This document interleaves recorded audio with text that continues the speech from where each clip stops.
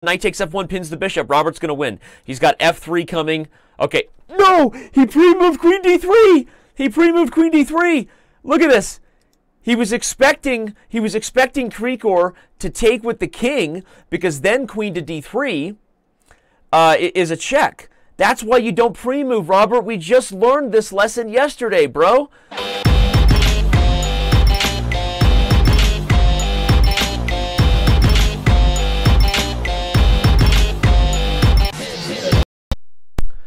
I literally dropped the mic to start this show, and that's why there was no sound. Welcome, everybody, to the Arena Kings Cash Tournament. We have many people already signed up, and who are they? We've got Grandmaster Eric Hansen right there at the top of the field. He'll probably be streaming to the Twitch TV/ChessBra zone. You got Grandmaster Jon Ludvig Hammer, twitch.tv/ his username. Trade09, if you don't remember Krikor's performance from last week, he pretty much balled out and dominated. That's Krikor. Grandmaster Robert Hess, he joined the fray late in last week's Arena King and got himself in the middle of action where his games mattered by the end. He didn't win the event, but he helped others to place by cleaning up some games. Of course, we've got Mannered Monkey here. That's E. Kurtz, Mannered Monkey. If you are on the Twitch chat, in the Twitch world. And scrolling down, looking for some others. I know we got a Polish stream here with David. Who else we got? I'm sure that we will have some help here momentarily. If you are aware of a chess stream that is currently taking place and want to share a link in the chat, you can do so. Of course, you can go to twitch.tv and search the chess directory. Or you can sit tight right where you are at chess.com TV, Twitch TV/chess, and let yours truly take you to the promised land, to Paradise City, where the grass is green and the chess is pretty. Oh yeah, won't you please take me home? That's what we're about to do here. So all right, I'm gonna sit tight. We've only got about 30. We got about 30 seconds. I'm gonna get my water. I got my water. I've actually got 2 bottles of water here for today, because I'm going to be talking a lot and I want to make sure the throat stays lubricated. Right. All right, it's Twitch. It's chess.com TV. Got my Twitch partner shirt on. You are welcome. Z Nation Chess just subscribed and the party is on. First sub of the show. Thanks to all the support that we get over at Twitch TV/chess. All of our premium members. You make this possible. Literally, our premium members, our subscribers, you guys make these events, all the chess streaming you're seeing on Twitch. You make it all possible. Thank you. We love you. I'll give you a Sammy Sosa. You get it. All right, we got Magnus Carlson, Magnus with a lisp. Hey, Danny, I just got here. Can you explain what the Arena Kings is? I'd love to. Okay, the Arena Kings is our arena format, which is a massive event where anybody can play. There's currently only 96 players in this event, so why don't you go ahead and click on this link if you got it and want to go play, then do it. Anybody can play in the Arena Kings Streamers Tournament, but only streamers can win. The prizes that we're giving out are for streamers. Now, yours truly is not eligible. I am here to educate and edumatain as I try to do from time to time. But Twitch TV/ChessBra, Twitch TV, GM, JLH, Robert Hess's stream, everybody you see playing in this event right here at the top. All these guys are streaming to their own channels because they're here to win prizes. This is now a weekly event that we do of 2 hours, a 2-hour-long arena. The games have started. I'm going to go ahead and just follow some of the players that we know we're going to want to be seeing, right? So let's go ahead and do that. Let's follow Eric. Let's follow Hammer. Let's follow Krikor. If you speak Portuguese, you can follow Krikor's channel. Let's follow Robert. So some of these guys are clearly playing right here at the top, right? You've got Eric Hansen throwing down against Grandmaster Jon Ludvig Hammer to start the show. Can't get better than that. Then you got Krikor taking on Trade09. We'll also, of course, follow some of the lower-rated players as the event goes on, and we see which of them are positioning themselves with a chance to win. Chess.com's arena format is designed to pair players against opponents of their rating group, of their peers, as quickly and as efficiently as possible, and may the best player against their perspective rating group win. Obviously, we reward streaks. So as you win more games, your streak goes up. And at certain points, you are awarded more points based on the fact that you're kind of on fire, right? So that's the idea. It's a whole lot of nonstop chess, and we are here to enjoy it. So let's do that. Let's talk about the chess here, and we'll keep an eye on the standings, of course. So what do we got? We got Krikor taking on Robert. One of the things that's most exciting about this event that's different than most of the events I personally get to cover is that it is a sudden death event. So there's no increment, no time coming back to these guys. I love the increment for when I'm in a mood for the high quality chess to be the thing that decides the game. But with arenas, I'm in the mood for action. I don't care how I get it. And positions that get into massive time scrambles are always they're always fun to watch because people lose on time, and that leads to some really fun and exciting, crazy things. So there you go. As you can see, this player here, Super Price, is the first person to move to 2 out of 2. And what he is right now is he is in gray fire. You know, like when fire's just getting going, it's cold, it's like, is it white? Is it hot fire? Like the coal is gray because it's kind of been sitting overnight and you were being a horrible camper, wildlifer, because you left the fire going overnight, these sort of things, right? So gray fire suggests that he's just heating up, or maybe he's about to get squelched, right? And then as players really get going, that'll tell us who to follow. So, all right, but I am here on this channel to do two things. Remind you that you can follow just about all of these players that are in this event are streaming here on Twitch. So if you want to go see first-person accounts, I really am just trying to put myself as a middleman to promote them. Now that I've said that enough times, let's dive in and give you guys some chess because you are still watching this show, which means apparently we'd like to learn today. So, okay, this is an interesting attack, but one of the problems with Hess's position is that he's sort of, okay, I was going to say he's sort of run into a wall here, a brick wall. Now, Krikor takes here, which means he must be planning to meet queen takes h4 with a move like f5, I'm going to guess.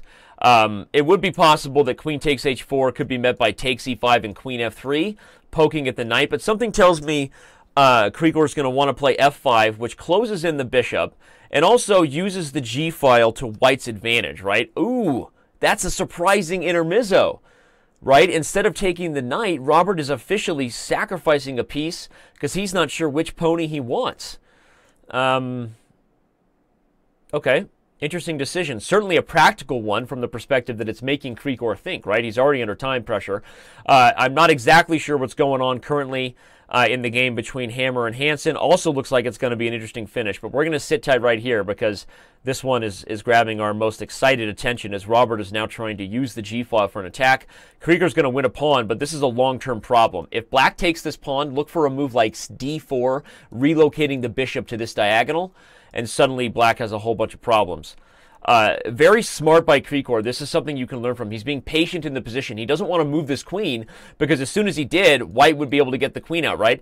The fact that Krikor kept his queen, he kept his queen on this position hitting f3 made Robert's life a little difficult. So, this game is going to come down to a time scramble, and something we've talked a lot about it from Robert's perspective is his need to speed up, especially against fellow Grandmaster players. So he's down to 22 seconds, and Krikor is relocating to put the bishop on this diagonal. Robert has maintained his grip so far on the king side, but is it going to be enough? He's pawn gobbling, but here comes rook g1, and after the black queen moves, ooh, rook f1, surprising. I thought rook g1 would have been better, kicking the queen and then trying to come into something like h4. So not a lot of time here. Krikor is trying to use it wisely to make sure he plays a good move with Robert having less than 10 seconds to figure things out. I like this move. Hits b7 and threatens bishop f3. Robert keeps the pressure and threatens knight to g3. Not sure that Krikor saw that. Here comes king g1. Knight takes f1, pins the bishop. Robert's going to win. He's got f3 coming. Okay. No! He pre-moved queen d3! He pre-moved queen d3! Look at this. He was expecting Krikor to take with the king because then queen to d3 is a check. That's why you don't pre-move, Robert. We just learned this lesson yesterday, bro. We just learned this lesson from the one and only Daniel Gurevich at the Pro Chess League. If you missed it, you have to check out the clip of Daniel Gurevich taking advantage of a pre-move and getting a stalemate for his team in a position where he was down a queen. No joke, not bleeping kidding you, okay? But Robert just literally blew a great attack after a nice combination. He broke through on the king side. Queen f3 lost immediately in that position to the move pawn f3. I was highlighting that for you fans, but then Robert pre-move blundered. All right, not the best way to start if you're Robert, but let's check back to the standings. We've got one player heating up. Super Price is, he's on 3 of 3, so his fire is heating up. But we're going to follow the Grandmasters. In fact, might as well stick with the two that won, right? Obviously, Eric Hansen just took on Hammer. Again, if you want to follow their streams, please do so. I am here to promote others on this show. But Hansen won, and Krikor got a gift from Robert, so now they're going to face off. We'll see which Grandmaster starts to move forward here. And you know, this is a typical thing you see to start out the arenas, and it often leads to kind of worry by the fans or panic. You know, they think of cheating or they think something's wrong, but our system is designed to reward streaks, reward streaking, right? On our show, you don't get arrested for streaking through the gymnasium. You get rewarded for it. No, we want to reward streaks, so consistency, and we want to reward people that are performing well against their level of their peers, right? And the reason I say that is because it often starts out that the lower rated players, because those games tend to finish more quickly, whoever's winning tends to move up. But you see the title players start to make their move usually about toward the end of the first hour, because at that point they found their rhythm. They're often beating up on lower rated players. They're going to push the streak meter to 8, 9, 10, 11 wins in a row, and that's when you're going to see those bonus points start to help the title players get back in the event. So that's something to keep an eye on, and something I've learned as I've done for this show is I'm always like, hey, like, where are the title players? But they tend to make their move later on. So all Rudy Tooty, fresh and fruity. Let's take a pause as you guys watch Krikor throw down against Hansen. Both these guys are streaming. Shout out to Guy Inbox. I don't really know whether your real name is Guy. Maybe your last name is Inbox. Guy Inbox, right? You get a lot of emails. I get it. Great name. Guy Inbox. Notice how I said I placed the wrong emphasis on the wrong syllable, right? Guy, instead of Guy Inbox. Sorry, I cracked myself up. I'll focus. Okay. Also, shout out to Shugtag Hosh, Diamond member. Shout out to Liam Shez. You've been with us. Deanne Waits. All these guys, all these premium members. Remember, with you guys, you make these shows happen. Shout out to everybody in the Twitch chat. Let's Get Hype, who's using his emojis. He needs to subscribe to the chess channel and get himself some chess emojis. This is the chess channel, brah. Magneth Carlton, Z Nation Chess, you were the first subscriber on today's show. Chess Marco Z. Thanks to everybody who's here in both chat rooms. We'll try to keep an eye on you as this day rolls on. We be rolling. Speaking of rolling, White's about to go to work over here on the C file, and that C7 pawn is a problem. I think that moving the knight with tempo on the bishop, a move like knight e4, is that just winning on the spot? Did Eric blunder that? Yeah. How is knight e4 not just awesome? Hits the bishop, opens up the queen. And, you know, Eric is so fast, right? And he's such a legend for his battles against Magnus Carlsen and Hikaru Nakamura and all that stuff. But being a super fast bullet player doesn't necessarily mean you manage your time great in other blitz time controls at times, right? Eric does have a tendency to get himself under time pressure. Anybody who watches the Chess Pro streams know that. And even in the Pro Chess League yesterday, which I know Eric wouldn't want me bringing that up, wasn't his best work yesterday in week 3 of the Pro Chess League, but Eric gets himself under time pressure, and that leads to blunders, right? You look at positions like this, Eric is better than playing bishop e2, right? But the problem is really he got the bishop trapped to begin with. So the bishop is running out of squares from the queen, and that's what leads to this nice discovery where White's able to play knight e4, which, if it moved too quickly for you, was a double attack on the bishop and the pawn on f6. And that's exactly why Krikor should go on to win this game. Eric does have a couple pawns for the piece currently, but I'm going to bet on Krikor to be the first GM to move into that gray fire zone after he takes care of this business here. He's going to be moving to 2 out of 2, so he's going to be slightly on fire, right? It's like, oh yeah, right, I put my finger on a stove and it's like, oh no, it burned me, right? He's going to be moving to slightly on fire. Yeah, so he'll move to slightly on fire. Fur 8, wasn't Fur 8 here at the last Arena Kings? I think so. And I think he did well for a little while. All right, what's going on in Hammer's battle? Hammer is... It's not that clear. Hammer's taking on National Master, Manukyan Artok. He's got the A-pawn, but this isn't going to be so simple to bring the bishop here without black's pawns going nutso over here. Bishop d5 is pretty much forced. But if he takes it, that was a mistake by Manukyan. Now he has to give up the exchange. That was just a blunder. Manukyan shouldn't have done that. What he did was see what happens is I got most of my money's in my savings account, and then I got my checking account, and then I got to move it around. But what happened there was he moved his rook around to the H-file and actually gave up what was the biggest trump in his position, the fact that he was holding the A-pawn down. So now Hammer should go on to win this one. Let's go back to Krikor's win versus Eric. We caught it on camera. Yes! Yes! Yes! Pegs, spokes, lucky. Queen E5. Okay, so Robert won already. So Robert got the pleasure, if you will, of playing down after losing to start this event. If you're just joining us, he played Krikor, who's now moved to two of two. So he's moving up in the title player world. But Robert already won against a low-rated player, so now he's in a position to also move to 2 out of 3. We'll keep an eye on Krikor, who's now with 5 points. That's what happens as you win more games in the arena event. The streak goes up, right?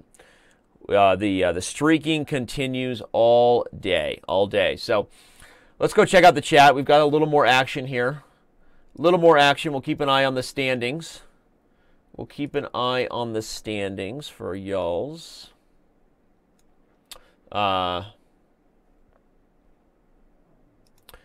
Magneth Carlton says he speaks Portuguese and Krikor's stream is great. Yeah, Krikor's awesome. So you can check out his channel.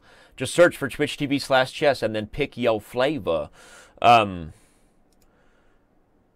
Wade's pretty happy for the Napoleon Dynamite reference there. You're already a Diamond member. I can't give you a prize for the Napoleon Dynamite recognition. I mean, by the way, it's Sugata. Sorry, I'm mispronouncing your name there. My bad. Guy Inbox pretty excited. He got some shout-outs from Ginger GM and Anna Rudolph in previous shows. So you're just killing it with the shout-outs, aren't you, bro? Good job. All right. So this is a slightly boring one, 5 of 5, but we'll check back in with Krikor later. Let's see if we got a game that's a little more exciting. Okay, we got double fianchettos here from Mr. Hammer. He's going to play A3 here, likely. Just save the pawn the old-fashioned way. Oh, unless he's worried about D5, which would open the bishop. Okay. So, yeah, he is worried. He decides to swing the rook back because he didn't want that discovered attack, but that's less than ideal for Hammer. One thing Hammer does well, even if he doesn't like his positions, is play fast. And now we see that Hess has already won yet again. So Hess has worked his way back into the fold here with 5 points. Though he's on his 4th game, he has the same amount of points as Krikor, who's had to play some longer games against tougher opponents. So Hess understands, like all good practical players do, excuse me, tongue-tied, the Arena Kings is about winning as many games as you can and quickly, right? Getting your streak going. We're getting our streak on. Hansen bounced back. He got a win, as we said. We knew he would, and now he's got the bishop on d4 with an attack on g7. This looks like it's about to get really ugly. Black, okay, I thought black would play e5. That could be a super risky move right there. Is Hansen going to take g7? No. Okay, he goes after the bishop first, but this has become a super crazy position here. Hansen on the defensive because black had the pressure of the mate on d1. That was interesting, right?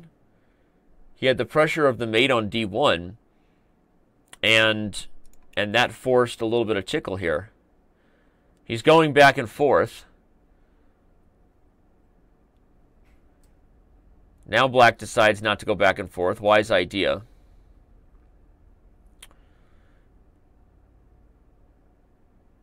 Yeah, well, I think that Eric's going down in this one. I'm not sure exactly how this one started, but he got himself in trouble somewhere along the line and is likely going down. There's still problems. Black would like to take c5, but he can't because the back rank. So Eric is taking advantage of that. The knight is getting itself in trouble here, and Eric is working his way back into this game. I mainly say that because of time. Right here, he's doing exactly what he knows he needs to do, which is play faster than his opponent, especially with no increment here.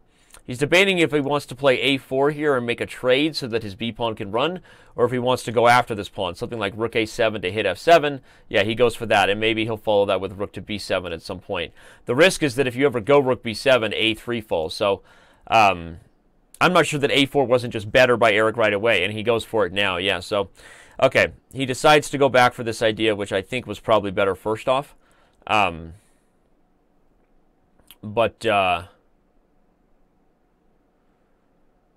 okay, he's got a time advantage, which I think is going to pay huge dividends and play a big role.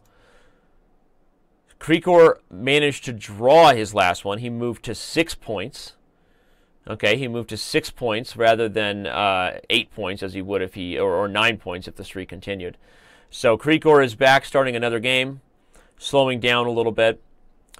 Hammer is struggling to get another win in a row. Hammer's a super solid player. I wonder sometimes if that hurts him. But at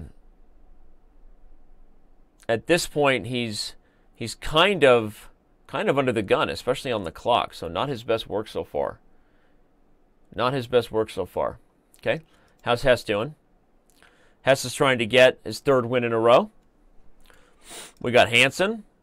All these guys have first-person accounts going down on their streams, just FYI.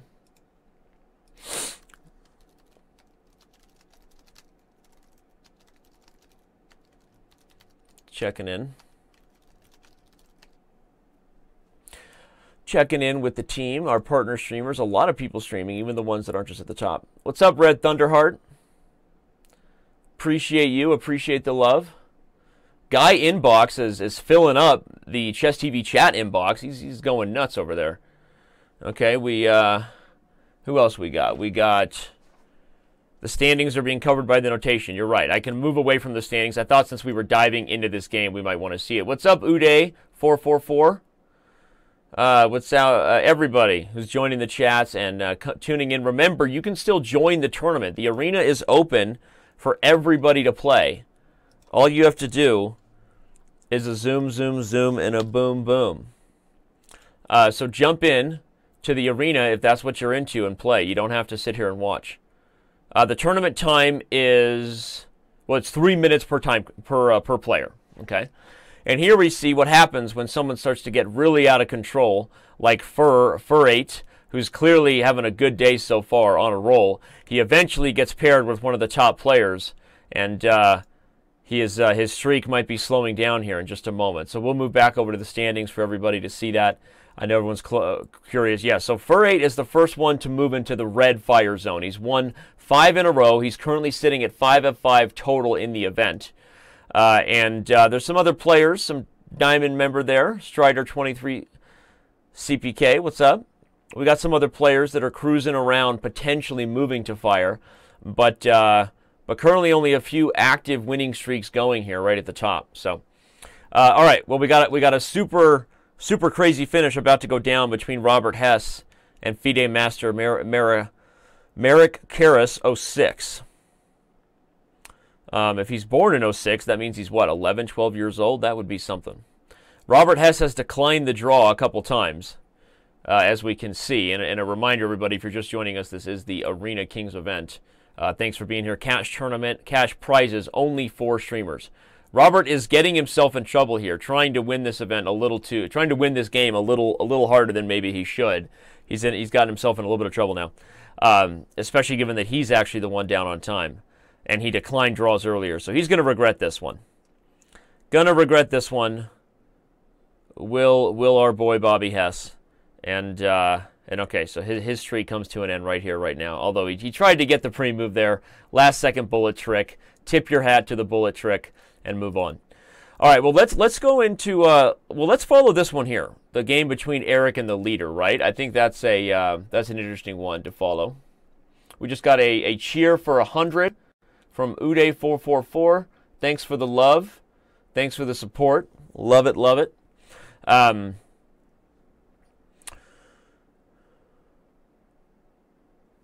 And thanks to everybody who's tuned in here to the Arena Kings. So Hansen needs to win this game to slow down Fur8. But Fur8's playing down. I mean, sorry, he's playing well so far, and his position is okay here. The biggest issue is he's down on time by nearly a minute, and that's one of the first indicators you have when the stronger player takes on the low-rated player, is even if they can maintain the X's and O's for a while, the speed in which they can do so is a whole other question. Okay, bishop d3. This is a nice maneuver, instructive for you, because he's recognizing that the weaknesses on the light squares here are where he wants to go. So don't be surprised if Eric plays a move like f3 to support the pawn, and then eventually this bishop comes back, and eventually he plays for a4. Consolidating here with a trade on the c-file makes sense because Eric has the bishop pair. And again, what you're going to see here at some point is white try to pry open and go after these weaknesses on the light squares on the queen side. So we'll see how this game plays out.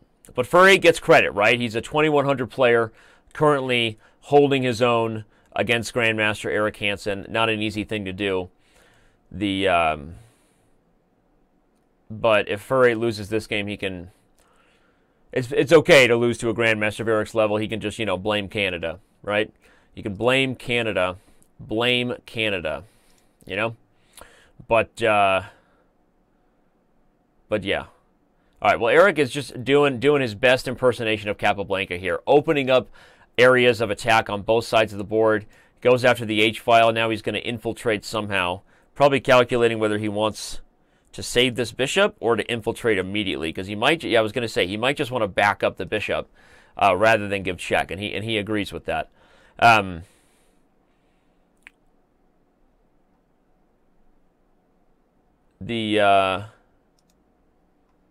Okay, so a4, b4, yeah, Eric is pushing him back now. Now he can bring the bishop back to d3 and head into b5, where we have targets all over the place. And Eric is going to clean this one up, and Fur-8's run will come to an end right there at 5 in just a moment here, now that he's down on time as well. So, all right, well, how are the other Grandmasters doing in the show? Matt Buckley, got to give a shout out to Diamond member Matt Buckley, who's also standing at 404. Matt Buckley started out well. He was hot in last week's Arena Kings, slowed down toward the end of the show, but Matt Buckley was one of the well-performing amateur players there amongst the title players, so we wish him the best of luck to start. And if you're playing in any of these events and not streaming, well, you're missing out, right? There are prizes given to streamers just by fan vote. There are prizes given to streamers based on viewership numbers, and so if you've ever considered whether you wanted to turn on the camera and share your stream of consciousness as you play Blitz Chess, Chess.com has the program for you, so go ahead and do it and start streaming, because otherwise a lot of these players are playing chess just for the fun and love of it, which makes sense. There are some good players in there and we all enjoy it, but they are not eligible for prizes unless they are streaming their games. So again, and if you're wondering who else is streaming, just go ahead and search the Twitch directory. I can see a number of them right here that are online and streaming right now.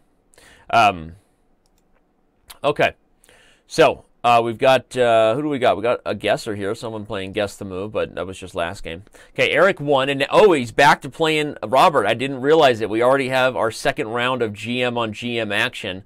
Robert lost to Krikor, trade 09 to start the show today if you're just getting here, but now he has a chance to redeem himself against another Grandmaster now.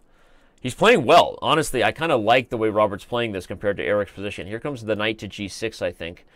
You maybe play c6 first, but okay, he goes for this, and if you're developing a plan here for Robert, you're looking at the control over the dark squares, you like that. You consider whether you can play king g7 and swing the rook to h8 and try to open up the h-file. Risky, obviously, because Eric's not just going to sit tight and allow that. Eric is aggressively going for play over here, and White's plan is going to be to play for a4 and b5. That's a minority attack, and exactly what White should be doing, but did Eric just blunder that pawn? He must have. Eric is just not sharp right now, right? Didn't have the best day yesterday, and there's no way that wasn't just a flat-out blunder of a pawn. Robert grabs it, and if Eric didn't retreat with his tail between his legs there, then Robert would have been bringing the knight to h4 and had mate with the queen on g2. So,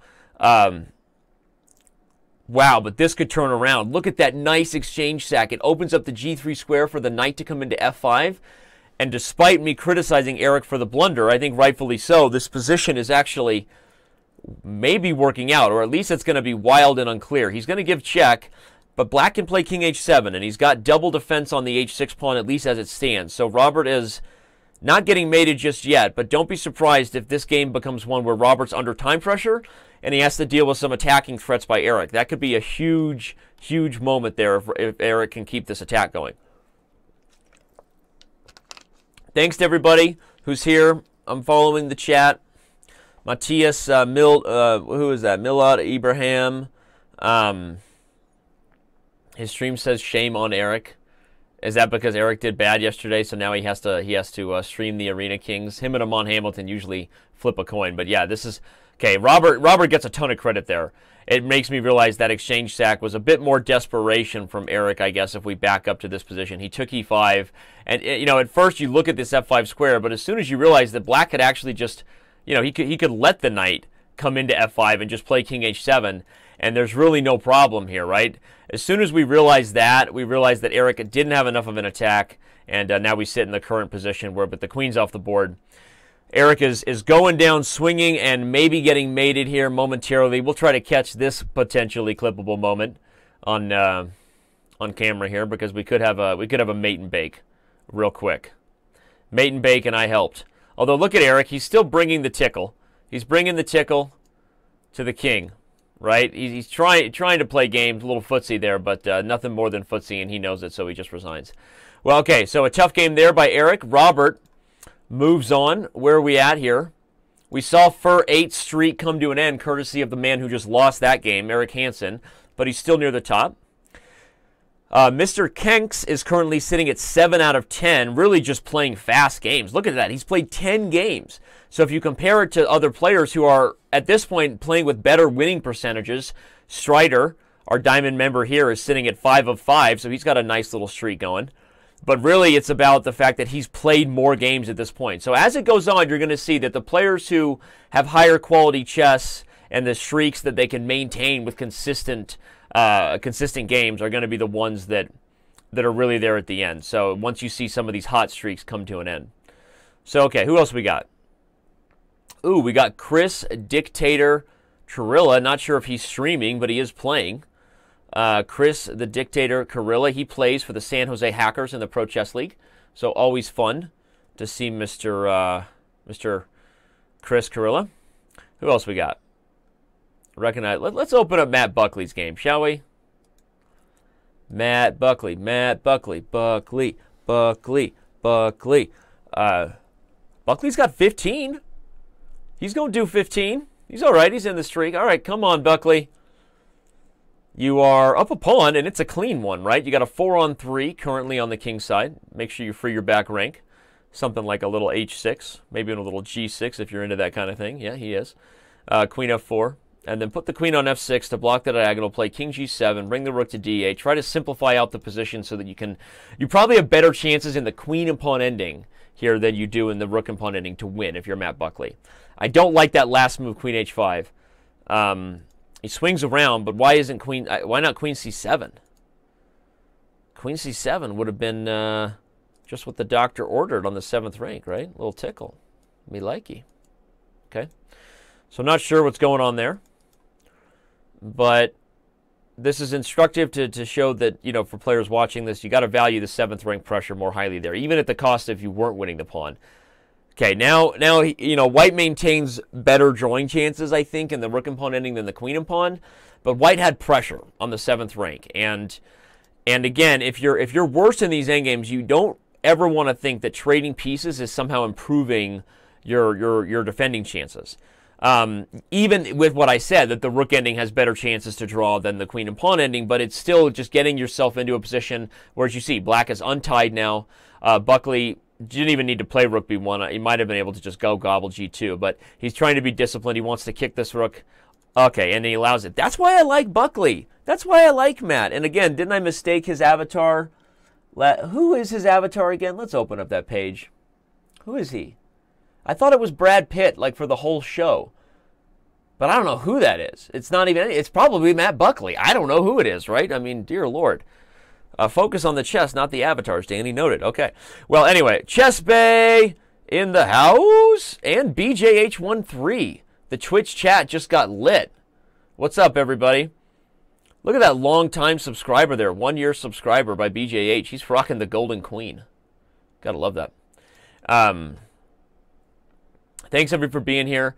If there's anybody with an idea of who all the chess streamers are, Chess Bay was our awesome woman who we pay a ton of money to do that last week.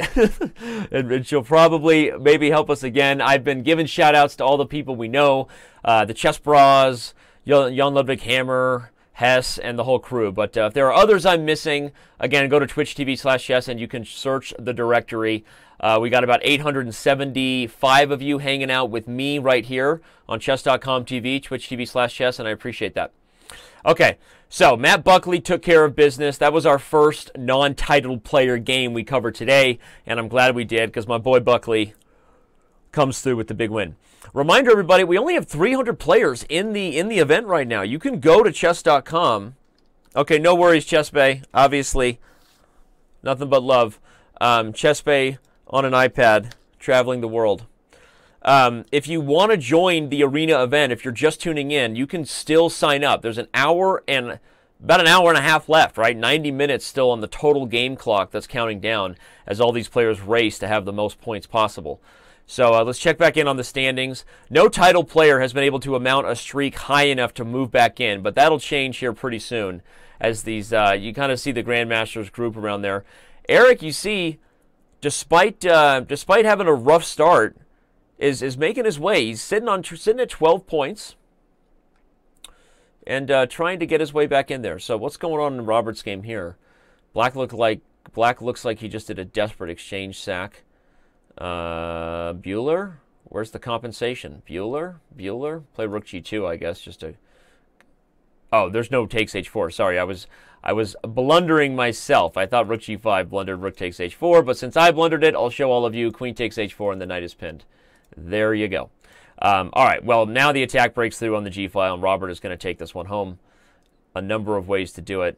Look at that technique. Denies the escape square on c5 with that diagonal check. Now rook g5 will force the king back to e6. Okay, or this. This also works, and with it, a discovery on the queen. And Bob's your uncle. All right, Krikor was our man who really started out, and he just threw down against Mannered Monkey, Eric Kurtz. I'm sorry I missed that one, chat. You guys got to yell at me about which games you want me to cover in the chess.com TV or Twitch TV chat. Sorry I missed that. I'm sorry, and I also don't mean to blame you, right? I mean, I'm sorry. I'm sorry, not sorry. Is it too late to say sorry? Sorry, not sorry. Demi Lovato. Whatever you want. I don't know, okay? Anywho. All right, Hammer this is going to be a positional grind. What happened here is actually really instructive for all of our members who sometimes take for granted that somebody's just going to push and expose their king. Like when you get good enough where you know the potential positional negative effects of overextending your structure, sometimes you can take for granted of where the game is actually headed and whether you might be creating a position where your own piece is actually imprisoned by that structure you didn't think they could create.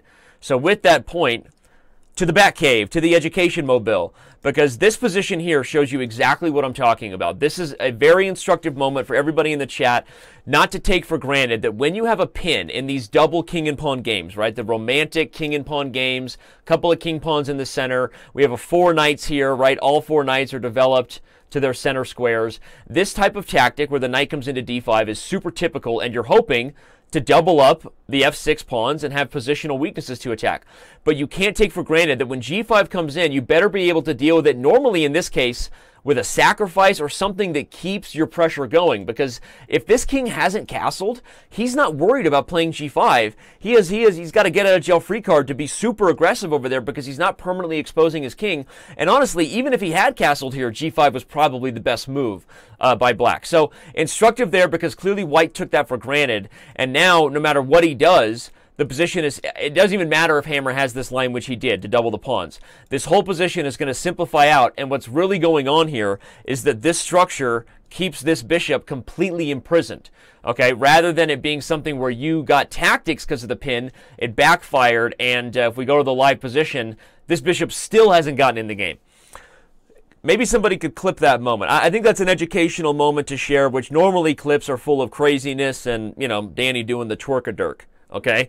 But let's clip that moment there because I think that's really instructive to To misunderstand. Is that a Trump word? Misunderstand? Bigly? I'm not sure. Let's move on. At least miscalculate. Maybe that was something that we could share there. Bye, Chess Bay. Thanks for dropping in. You're awesome wherever you're traveling. Appreciation. The Chess Nation is using emojis of some kind that I don't think I'm going to mention. Anyway. But thanks to everybody who's here. Look at that. White plays a desperate f4, but the bishop is just completely trapped. And this is as I said when we first popped on this board, would be a positional grind town by Hammer. Who knows? Maybe he'll even mate him in like a really fancy way. Let's try to watch. Yeah, he's got b6. Or check first and then rook up. But this way actually isn't as good. I think the other way was better by Hammer. He should have played b6 first. I think he thought b6 and rook a4 was mate. He forgot the king could get out to b7. That happens in blitz, so we won't hold it against. Yeah, now he's going to try to relocate the king. Because if he plays king c8, then b6 and rook a4 is mate. So, all right. Not the best technique by Hammer, but he does find a way to corral that king. And the cow has been put to... taken to home. Taken home. Been taken home. Taken home. Okay, Hammer versus Kurtz. Mannered Monkey versus Hammer. We got to stay right here. Let's not go anywhere. We got a Slav, semi-Slav structure against a ready type of position. Win is a win. You are right about that, Milad Ibrahim 8. A win is a win is a win. That is faux show. The soul patch is gone. Thanks for noticing and keeping close tabs on my facial hair. I had a meeting today and said, you know what? Let's not go with the sleazy car salesman soul patch. I'm not into just sleazy facial hair. Every once in a while I do it just to kind of like irritate my wife a little bit, just to remind her that I'm my own boss. Okay, I can grow facial hair if I want to, whether you like it or not. Wifey, okay, I'll go shave, right? That's, so that's kind of our relationship, right? It's a give and take relationship. I give, she takes. You get it. All right, but Hammer cleared the center, and he's offering the endgame. Queen trade. Now he's going to put the rook on d8 and try to challenge the d file. But Kurtz just blundered a piece. Rook d7, dude, you could have played rook d4. Eric, calm down, yo. Even here, he could have played rook d4, and I don't think he's just losing. So Eric jumped the shark on the position right there. He's just down a ton of material and will be going down. Okay, we see a couple of title players working their way back up. Let's check in with this guy. Not sure who he is. We got Jaded 90. Okay, about to win again, looks like. So he'll be moving to fire of 6, right? That means he lost his first game, looks like, but he's won all the games since, assuming he's able to take care of business here. Rook a1, nice move. Now the threat should be just something like f5 and then bring the king up, because this bishop,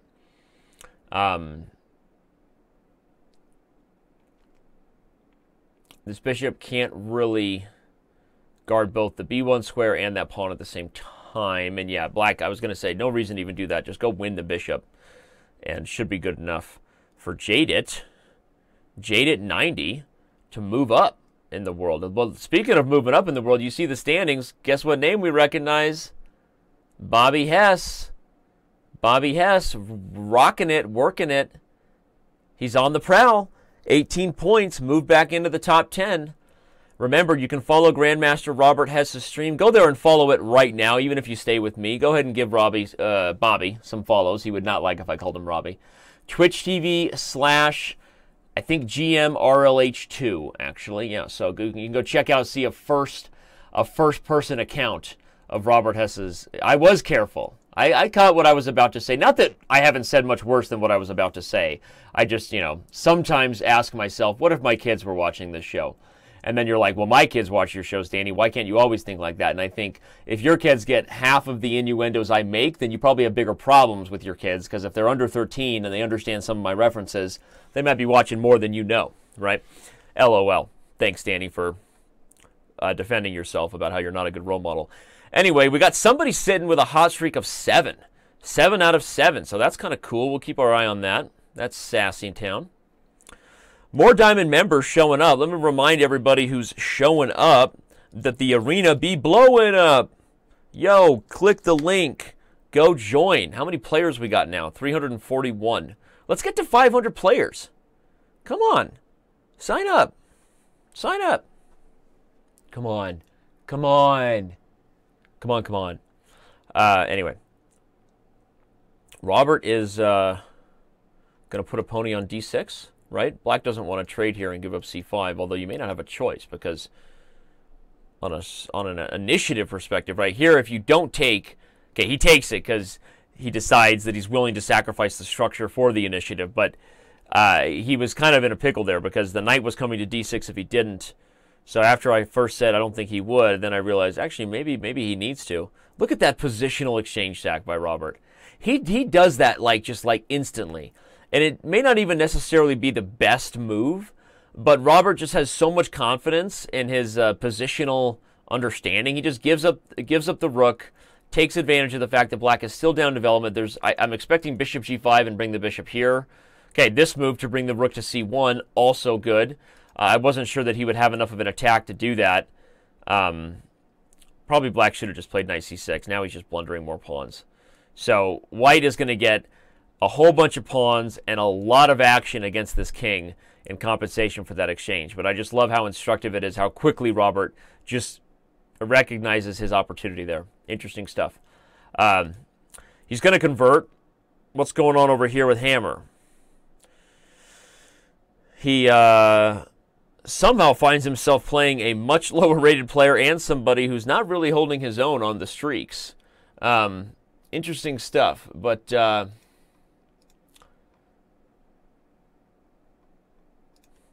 checking in there, John Bartholomew. Couldn't make the Arena Kings today, but letting me know he'll be able to do more in the future. Shout out to JB, Johnny B.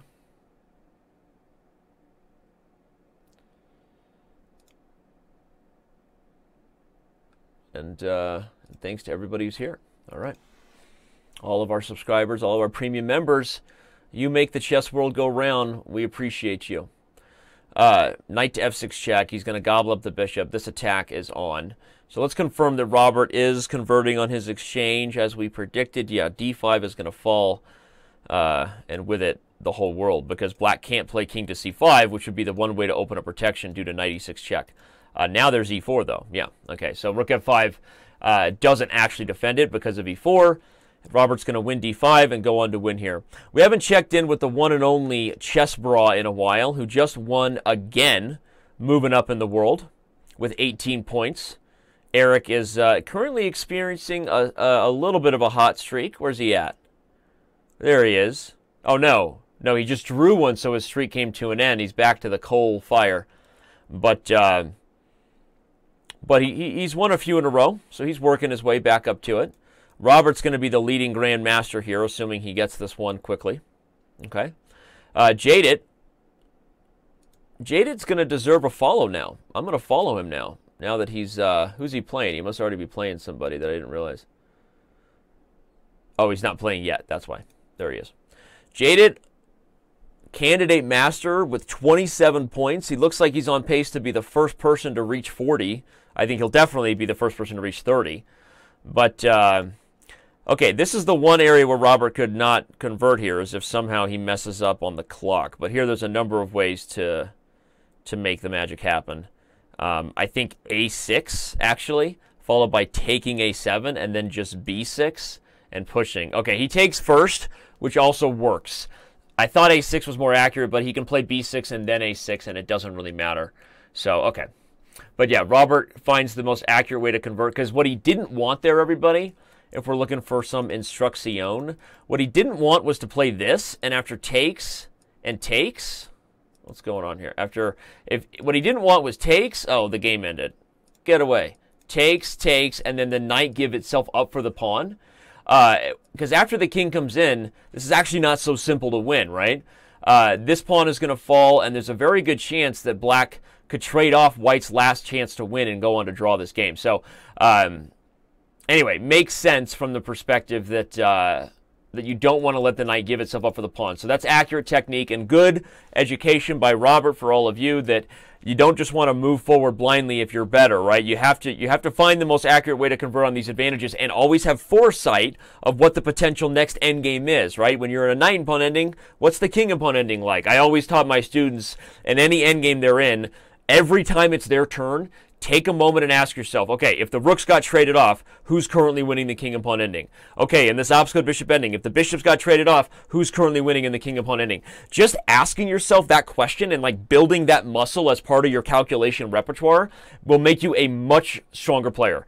And it'll help you convert, because just the fact that a lot of people don't ask that question is how they blunder winning positions into draws. So again, my advice is every turn you ask yourself, okay, if I just took the pieces off the board, who's winning in the king and pawn ending, or even if you're in a complicated endgame, just what the next endgame is, right? So it's just a question to ask yourself and how to build. But look at that, Robert gets revenge. Is that the title of this game? We'll see. Again, if you're just joining us, everybody, Robert Hess and Grandmaster Krikor played in the first round of the Arena Kings today. Robert was completely winning and then blundered with a pre-move mouse flip. I hope somebody clipped that.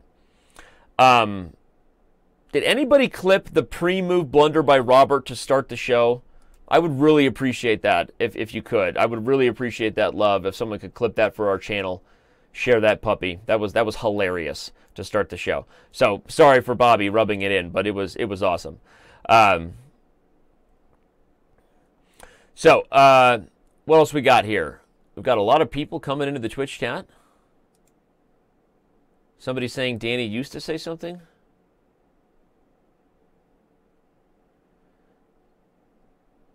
I don't know what's going on with this. Okay. Any hooters. Well, oh, Buddha says that Danny used to say that. That's right. That's National Master John Williams.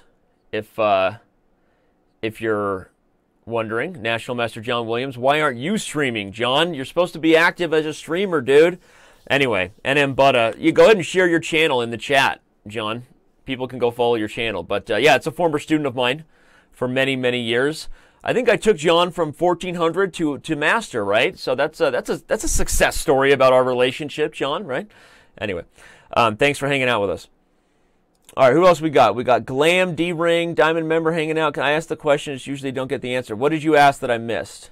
If you had a question, you can repeat it. Why would I play chess when I can be lazy and watch it instead? That was your question. Well, okay, the answer is you're already doing that, so I'm not sure I even need to comment on that. Yes, you're right, but I am still promoting the Arena Kings for anybody who would like to jump in. For anybody who would like to jump in and still play, you still have time.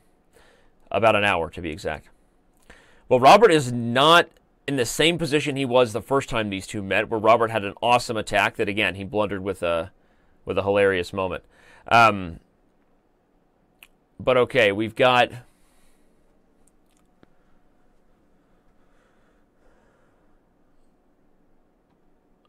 How is Robert going to convert on this here? He's guarding f2, which is why he played h3. But now black is coming to the second rank. I keep saying he's got, and then I keep getting distracted by another thought running through my brain, which is that he's got the a-pawn. That's which is the one advantage he might have. But these knight endings with rooks are really hard because this a-pawn is not only the easiest target, right? Yes, it's passed, but if it falls, don't underestimate the winning chances of a 4-on-3. Knight endings, you've heard this phrase before, are the closest to king and pawn endings, which means what are things you think about in king and pawn endings? An extra pawn is huge, right? Especially if it's a healthy extra pawn. Getting past pawns is usually massive because you've got a king who's not at the fastest piece and neither is the knight, right? So there's always opportunities to outplay maneuver your opponent if you're in an otherwise structurally equal knight ending. So this is dangerous position, and Robert knows it, so he's taking time to try to maneuver, but I have a bad feeling about where this one is headed for Hess.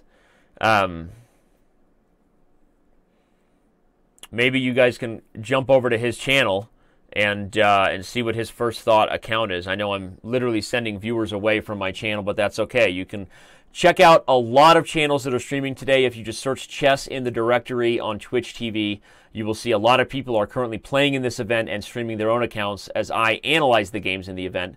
and try to give you some educational nuggets. Nice maneuver by Robert. He did eventually manage to do what you do in rook endings, get the rook behind the pawn, which forced black's rook to a passive position in front of it while it's guarded by the knight. The big issue is he going to have enough time to convert?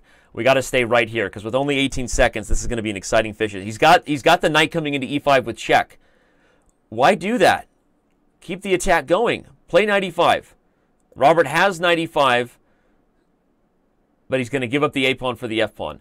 Still has chances to win this, but knight e5 to create the mating net against the king was something we were begging to be played several moves ago. I don't understand why Robert didn't do that. Again, from an X's and O's perspective, white is better here. The problem with Robert is time management. Down on time, he'll be lucky to draw this game because Krikor is probably going to flag him, and now he blunders his rook. And there you go, right? So we've seen this dog and pony dance before. Great game by Robert, spoiled by time pressure blunders. Last time he pre-moved his way, so he doesn't get the credit for that. But Krikor apparently is flexing his muscles against Robert, right? And by the way, these two are both on our team. We have a Slack team for all of our partner streamers that stream chess on Twitch, and they were both kind of talking a little bit before the event. So kind of funny to see them go at it. All right, where are the standings at? Give me standings or give me death. Krikor, I mean, the dude loves this event. Krikor is rolling. He's on fire to the level of 6. He's got 28 points total, rocking a 9 of 10 score total today. So we got to keep an eye on him. But really, we should go back to check into Jade at 90, right? He hasn't lost. He hasn't lost since we left, and his hot streak is at 9. Say what? Where is he playing? Oh, we're watching the game right now. Okay. Well, Candidate Master Jade at 90 is, so far he's been lucky, I'll say that, to sort of avoid the Grandmasters, right? The pairings have worked out that he's been able to get a lot of lower rated players, and we'll see if he can use this sort of jump start that he's been given by being able to avoid them to maintain a prize position as this tournament goes on. This is a dangerous one, just because he's got the better of the piece pair, which is the bishop for the knight, and now he just gives it up. Don't be surprised if black gets in trouble, because when you push this f-pawn, you know, you don't notice it now, but the emperor has no close, right? And it's only a matter of time before white will find a way to get in, whether it's moves like queen f4, okay, he plays queen f3. The biggest mistake that white could make here would be to trade queens and not try to expose this king. He gives this check, and he's going to win a7 with check, but once this king hides, he has to deal with e3, and that's a problem. Maybe he has to play king h1 now because queen takes e3 check, followed by Forktown. Right? He plays rook to g1. If black already had the rook on c3, the move rook c1 would have been winning on the spot. So white survives by the hair on his chinny chin chin, or maybe he just shaved, like me, right? Who knows? Queen f8 wins the rook. He missed it. If he sees it, he doesn't see it. It's on the board. Queen f8 wins the rook in one move, and the game's over. Oh my gosh, he took so long, he might not win still. Because now he doesn't even see the rooks hanging. He doesn't even see the rooks hanging. My gosh, this is what I said when I said Jade at 90's been the receiver of some gifts today, because that's why he's on 35 points and currently in first place with a 10 of 11 streak. That was bananas right there. That was bananas. Wait, is he... Okay, so Kondrat 3-1. Currently, you're getting the blunders of the day for missing your opportunity to slow down the tournament leader's winning streak. But instead, Jade at 90 is going to continue streaking through the gymnasium. Although he did just hang the rook, I just don't think... Okay, I'm saying Jade at 90 is going to keep the streak going. With 3 seconds, I don't think that white can win. But okay, never say never. What is he doing? F3, and he gives up the queen with check. He just mated himself. And he played g3 instead of queen f2. Queen f2 was mate. He's got 1 second. g4 is mate. Oh my gosh! That was literally the craziest end to a game that I have seen in... That was absolutely nuts. You understand? Everyone understand what just happened here? g4 is mate in 1. In this position, queen f2 was mate in 1. In this position, he just won a queen. I literally am sitting here just like saying it's not even a big deal, right? That Jade at 190 is going on to win. Oh my gosh, that was totally crazy. And Jade at 90 does go on to win, but in talk about backing your way into a victory, right? He was working so hard to lose that game, but instead wins, gains 4 points again, and has moved to a hot streak on the level of 10. Wowzers. That was awesome. That was awesome. Yeah, chat is like, that was awesome. That was awesome. That was insane. That was insane. Nuba XSD just donated $100. Thanks for the donation. Thanks for the donation. Crazy Danny the Disbelief, Magnus's new username. No, I think Danny the Donkey is better, right? I do look like an ass most of the time, so we'll go with that. But no, but seriously, thanks for the donation. Thanks for all the fun. Everybody who's here in both chat rooms, chess.com TV, Twitch TV/chess. Consider giving us a sub. Thanks for all your support. Premium members and subscribers, you are what makes the chess world go round. With you, all of these events are possible, and we appreciate it. Look at that. How did Hammer get to 31? I literally have been following Jade at 90's backdoor success by almost checkmating him. I didn't even realize that Hammer moved to a streak of Hammer moved to a streak of 31. Now taking on Frank, Chess Coach Net, who I thought wasn't streaming today.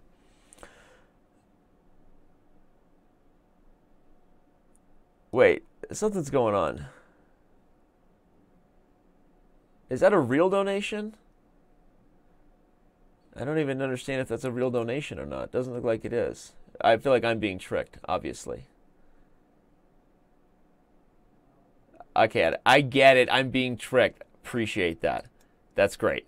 Thank you. Thank you. Well, I still appreciate the love of all real subscribers and still mean it. You are what makes the chess world go around, but that's funny. All right, that was hilarious, and so was that mate. Seriously, if somebody could clip the moment of that mate, that would be amazing. Look at that. We got pre-move fail, and we have the worst game ever clipped by BJH13. You are beautiful. Thank you for that. I appreciate it, BJ. Let's help those clips go viral. Get them on the web. That was a lot of fun. Okay, Hammer is moving up in the world as Hammer does. Hammer always starts slow. He always finishes near the top because once he gets his streak on, that guy can go streaking with the best of them. Let's just say that Hammer has gone streaking a few times, a couple times with me under the moonlight, a couple times on chess.com in the arena. Okay, so let's just say that the dude knows how to streak. All right, but okay, d4 is not falling because you can't take that thing with the knight. There's no way you're going to get away with that. Makes me feel like Black's position. Okay, so Hammer just transitions into an endgame. Black's position is just easy now because he's up a piece, right? Yeah, okay, he's just up a minor. So Hammer's going to win this, move to 7 in the streak meter. But what happened? Jade at 90 must have lost. Jade at 190. Why do I keep saying 190? Jade at 90 lost, so his streak has come to an end. Not the first person to break through the 40-point barrier as of yet, although he may still. So after surviving with a huge gift / I don't even know what happened in that worst game ever, that was hilarious.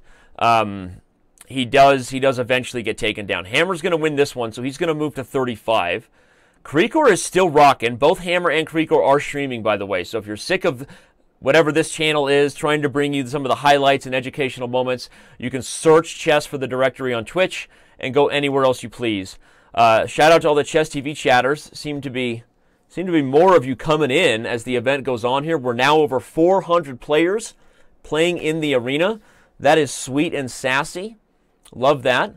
Danny Springer's here. Glam D Ring, Red Thunderheart, the Chess Tauren. Chess Tauren was trolling Robert Hess yesterday during the Pro Chess League show. Robert couldn't figure out what it was, but I said, Robert, let it go. Let it go, let it go. Don't watch the trolls anymore. Just kidding, Chess Tauren, you're not a troll. You might be a troll. I don't even know you, so who knows, right? Did you know that Elsa and Anna are related to Tarzan? That's what Disney said on Reddit. Say, what? Right? I mean, okay, sorry, I digress. All right, Hammer's going to win this game against Frank. where do we take the next beautiful part of the program? Hess is under some pressure, but he's up on time in a rare Hess moment, so that's good. Yeah, okay. So Hess is going to go on to win this one. Up a rook, up on time. The Dictator's trying to work his way back in, but currently out on the outside looking in as far as being compared to some of the other top title players.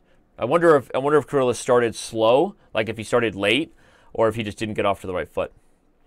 But okay, where are the standings? So Jaded continues to move forward. Krikor is inching his way also toward that 40-point barrier, and if he wins this game, which he's about to do, looks like Krikor will actually be the first person here, everybody, who moves on into, he'll be the first person who jumps into the 40-point range. You're going to see it right before your eyes. He's going to leapfrog Jade at 90 in the standings, moving to a hot streak out of 9, but it doesn't matter. Jade at 90 is going to win too, and he's going to leapfrog Krikor right back at you, Holmes. Okay, well, it remains a close match there. Hammer gets paired with Kirilla. This is it. This is a big game. And this is what happens in the arena, which is so exciting, because eventually, based on, the way our system works, which is, an algorithm that is designed to balance both strength of pairing, so we get awesome matchups where people are close in the rating, and standings, right? It's a balance of both the standings and the ratings. Is you get these matchups where you have one GM who's only at 24 points, not in the standings, with a chance to play spoiler to a top GM, right?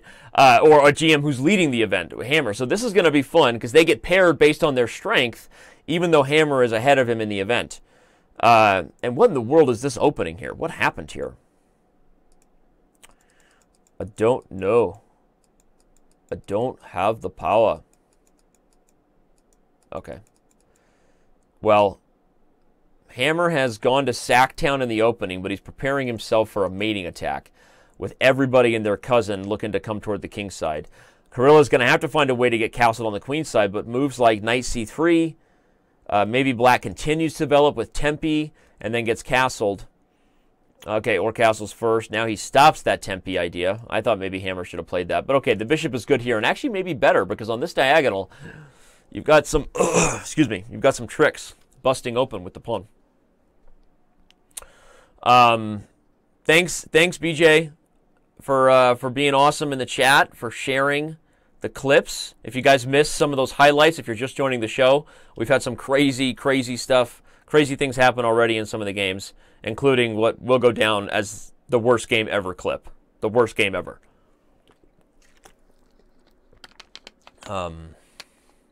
Okay, we have very nice... Oh, hello, Uncle Sasha. You are here. Welcome from Russia. I am here, everybody. Putin let me out. Ukrainian prison is moving from Crimea to... it is very complicated what side I am at. I not know. I am here for you, though. It is me, your Uncle Sasha. Positional chess is what I am here for, and Robert Hess is my game. I make very nice file open as soon as I push this guy. If I can make my file open, I will put things in the file, and this is how I make a chess love. When I have file attacks as Uncle Sasha, I make it very nice for my knight and my opponent, and so that is what I want. I hope that you understand what my goals are with my files. Okay, now I push it. Now you give me what I want. I push it. Yes, very nice, Robert. Now I bring queen, fierce, ladya, peshka. Open files, attacka. Okay, position, very nice here. Okay, this is moving where we want it. Everybody is here and having good time.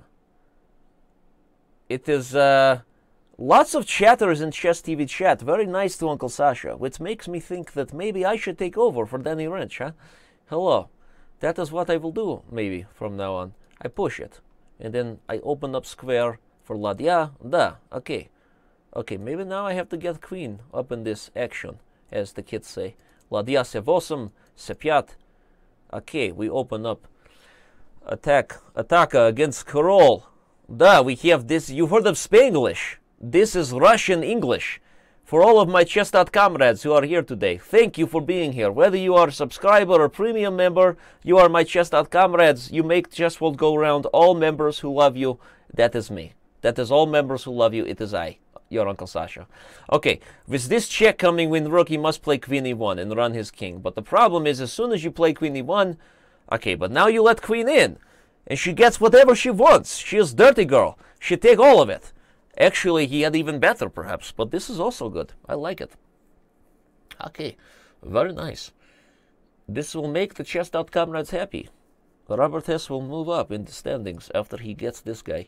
Look at that. Krikor, 9 guy. That guy is crazy. Like I said, you've heard of Spanglish. This is Ranglish. Ranglish. That sounds like something, a word that your crazy idiot leader. Just kidding. That guy, the Trump guy, right? He's very good at making up words, and he would like to do that. So, okay. We have Peshka. Yes, of course. Robert, he sees tactics even faster than your old Uncle Sasha. Okay, let's go back to this guy. Let's go back to this guy. I like this guy. He is winning. Let's do it. Okay. Oh, no, he's losing. Bishop and knight. Give me fright. Okay, but he has check, and then king up, and then move rook. Okay, he will get win. Because he is Krikor. He is very good. This guy sitting at 40 points. Very nice. Check does not win because of double attack. So I surprised he not just go for this guy. He is activating king. Very nice. But oh, bishop. Okay, so maybe he is like psychic guy. He's like one of these guys, and there is ball. It is crystal. And he's like, oh, I am looking into you, Uncle Sasha. I am here, and I know you blunder on Cephile, so I wait for you to give me what I want. And that's what he does. Okay. Wow, that was weird. I was blacked out for about 5 minutes. I hope that worked for you guys. Blacked out. Okay.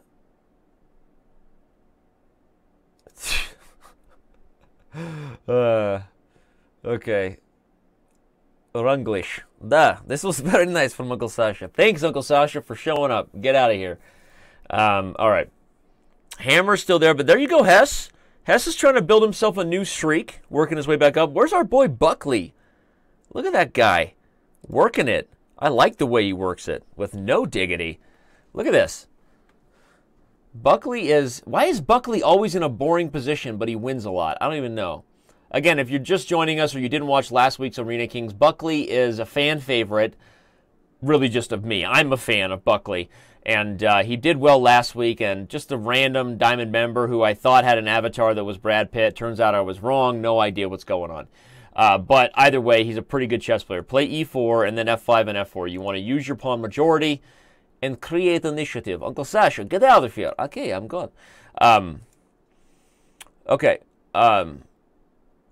People want all streams in the Runglish accent. Runglish. Runglish by International Master Danny Rensch. You heard it here first. Runglish, TM. Okay, take. You can't take here because probably rook a8. Yeah, but actually this isn't going well for Bucktown. This is the 7th rank.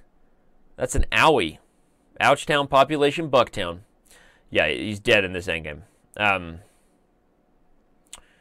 He has to trade, but it doesn't matter, and he just resigns. You know what? That's why Buckley's doing well, because he recognizes in these arenas, again, it's about how quickly you can get games at times, and you want to win. You don't want to, if you're going to lose, don't sit there and waste another 2.5 minutes off the total 50-minute game clock, right? This is the things that makes it so exciting, is you're racing here against the clock.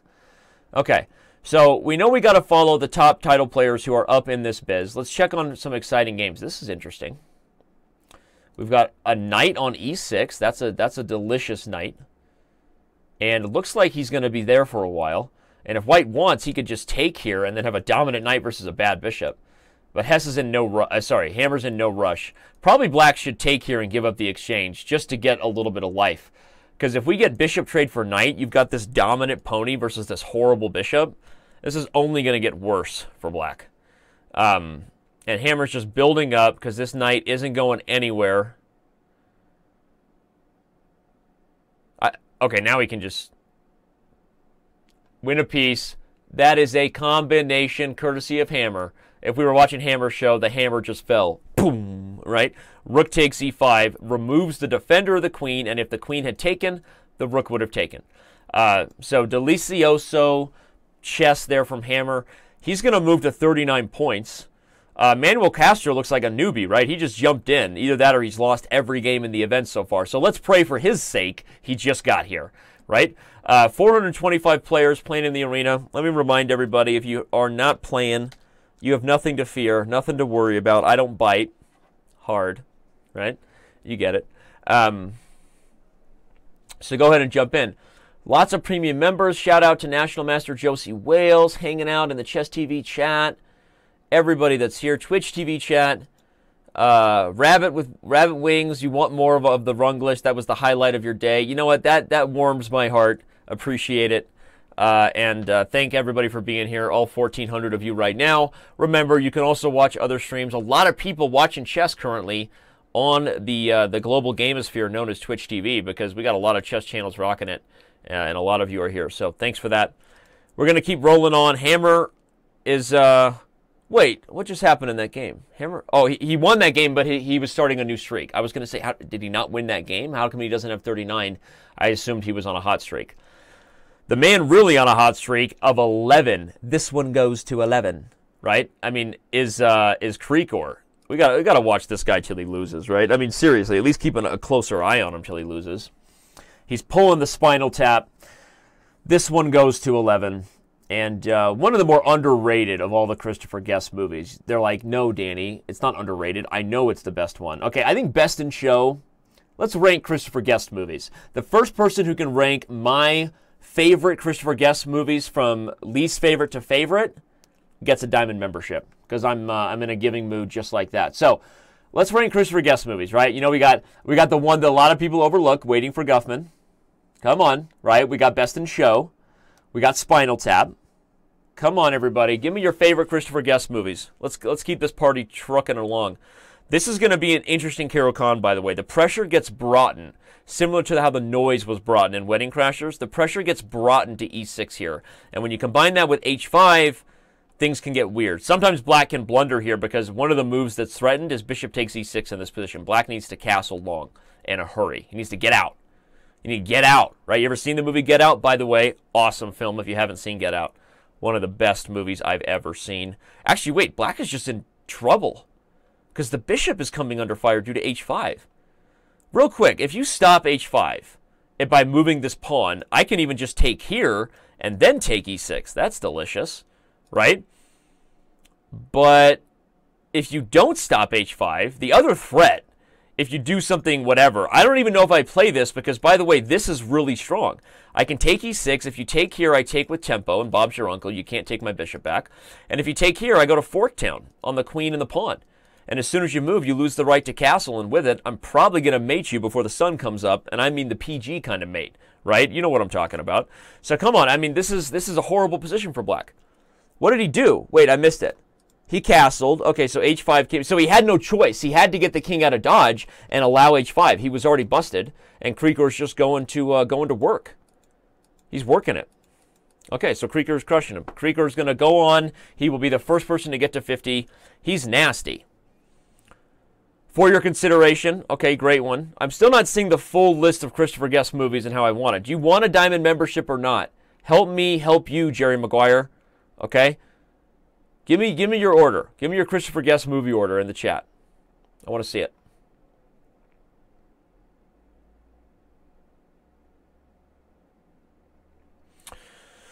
Yeah, Krikor's a stud. He is a stud. He is on a roll and calculating a beast. And he's playing fast enough, getting enough wins that he's avoiding some of the other top title players. Oh, not for long. Look at that. I go away from the standings for 1 second, and suddenly we have Hansen, Hammer, Hess, all moving into the top 10. We're going to have an exciting finish here. This is going to be fun. Seriously. All right, so where do we take it then? John H.S. Shout out to John H.S. He's normally hanging out in the Chess TV chat, but clearly decided he's tired of being a spectator and wants to be a participant. Good for him. All right, well, Krikor's going to win this one and push that hot streak to 12, moving directly past our Spinal Tap references. Waiting for Guffman. We have a vote for Waiting for Guffman. You know, again, I think I'd probably go Best in Show. Best Christopher Guest movie. That's probably my top. That's probably my top jam. Okay, so where to move to? Hess is on a hot streak of 5. Hammer is up in everyone's business, but he can't seem to maintain a hot streak, and that's going to hurt him because you got to start getting bonus points if you want to win the event. And on that note, Hess wins, moving to 43 from 39, and he is hot on the trail of the man who has his number. If you're just joining us, everybody, Robert Hess has played Krikor twice today and lost both games. So that's a Bobby problem currently, right? Not a you problem. That's a Bobby problem. It's not me. It's you, Brad. Brad, you're always so mean, Brad. It's not me. It's you, Brad. Okay, wow. But Hammer's going to get his winning streak on again. I feel like he's played this guy before. Either somebody's played this guy. But he's all over it. D7 is so nice first, because now E7 comes with discovered check, and it's just everybody's queening. It's a girl on D8, right? This little boy dreamed of becoming a girl one day, and he was on his way to doing it, if you know what I'm talking about. Any Hooters, don't push that inappropriate line in. We got Minnesota, South Dakota, North Dakota, Wisconsin, Bears. Where we go? Bears. Wiki, Bears. Okay, Hess is trying to catch up with Krikor. Maybe he wants to avoid Krikor for the rest of the day, right? Because he has been getting killed. A Mighty Wind. There we go. There was the other one just referenced from Diamond member Tagga Blues. Yeah, A Mighty Wind is also one of the newer ones, also a good one. So how do we rank these Christopher Guest movies, right? We've got Best in Show, A Mighty Wind, Waiting for Guffman, Spinal Tap. Mighty Wind is good. I agree. Okay. This B6 idea is interesting, especially if he can immediately go with assaults on the C file. Robert's probably not super worried about getting mated on the H file. At least I didn't think he was. He's taking his time. Maybe he wants to play H5 to put the kibosh on that. I'm surprised by that move. If not stopping H5, I think Bishop A6 was better. You want to eliminate this light square bishop because you've got this hole here, right? Calling the name of this pony. And you want to use that outpost square, plus the simplification of the bishops there. I guess, you know what he was thinking? I realized what Robert was thinking is he didn't want to trade on E2. He didn't want to trade on E2 and help bring the knight where it defends C3 for the rook. That's what he was thinking. So now it makes sense. I'm not sure it was the right decision still. But now what he wants is a direct assault on the pawn, and that's what he's going for without that knight coming in. So that was Robert's idea. And he's the Grandmaster, I'm not, so I probably don't know what I'm talking about. That's not what I'm talking about. That's what I'm talking about. Where's a Canadian flag when you need one? Speaking of talking about. Eric Hansen is about to win against FIDE Master Jumboss, and Jumboss knows he's had it with this position, throws in the towel. Eric Hansen continues his hot streak of 5. Good for the chess bra. This is going to come down to which of these title players can maintain the winning streak the longest, because you get enough bonus points where they can't catch you, right? All right, Buckley just started his next game. Buckley is up in this. Buckley is not going anywhere, mainly because he's cleaning up. He's doing work against the players of his rating. And, yeah, I'm going to need you to come in on Saturday. Yeah, hi, Bill Lumberg here. What just happened here? Oh, H6. Okay, yeah, duh, you can't take it because Queen H5 is, Jacqueline LaShlamba. Okay, so yeah. I'm going to need you to come in on Saturday. When is my GM Norm coming for the boys? As soon as people care. Nobody cares if I'm a GM. You know? Besides my kids. They give me crap about it sometimes.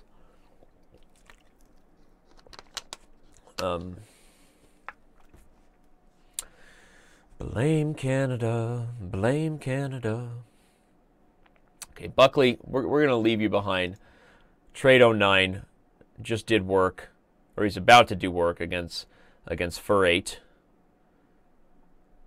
This is big, obviously, from a standings perspective. The one guy who's near the top who we haven't checked in on is this guy. Who's this guy? Who is this guy rocking a 45-point score? Probably one of those guys, right, working it at the at his rating level and really making sure he maintains. But his streak just came to an end. He's really at 14 of 18, and that's a big reason why he's there. Because, again, sometimes you look at the fact that he's just played more games, so he's had more opportunity to get points, right? And, again, that's an advantage to start, not necessarily an advantage at the finish line, right? At the finish line, it's about consistency, discipline, and who can maintain the hot streak. That's why you see the title players slowly work their way back in the longer the event goes. Okay. How's Hammer doing? How's the Dictator? Dictator's not having the best event. Currently taking on Chess Coach. Okay, we got Robert Hess still working it. The man who I'm most interested in is Krikor, who just can't lose. He can't be stopped. The title players are going to have to take him down. They have to come together, form an alliance. You know, like a league. I don't know. Maybe they'll call it like the Justice League or something. Maybe like a chess league. I don't know. Who knows, right? I could probably get in trouble just for saying Justice League, right? Disney owns everything. Disney owns everything.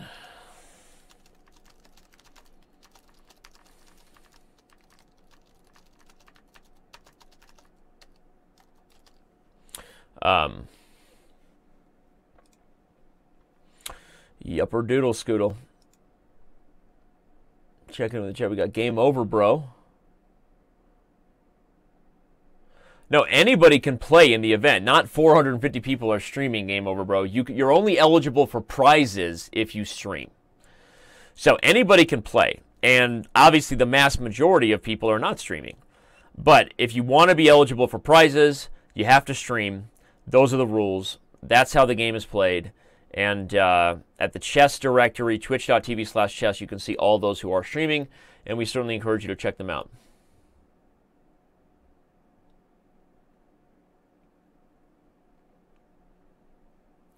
Interesting, Z Nation Chess. Interesting. Good to know about Walt Disney. Fun fact. A lot of fun facts about Walt Disney that people don't like sharing, right? But that's a good fun fact. This is awesome. Look at this, guys. This is exactly what we want. We want all of these GMs up in the business toward the end.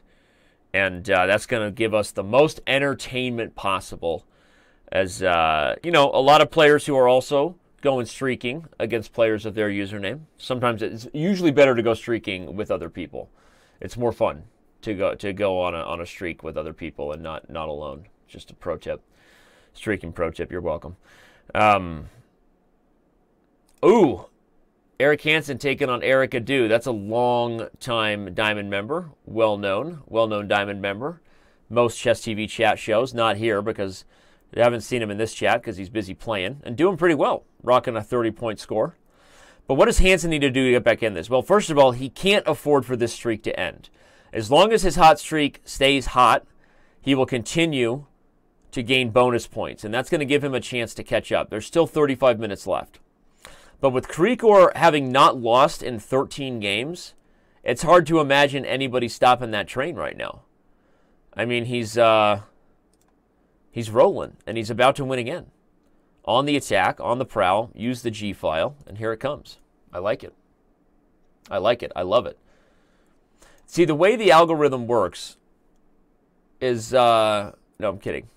I was making that comment because people are like, we don't want to hear any more about it.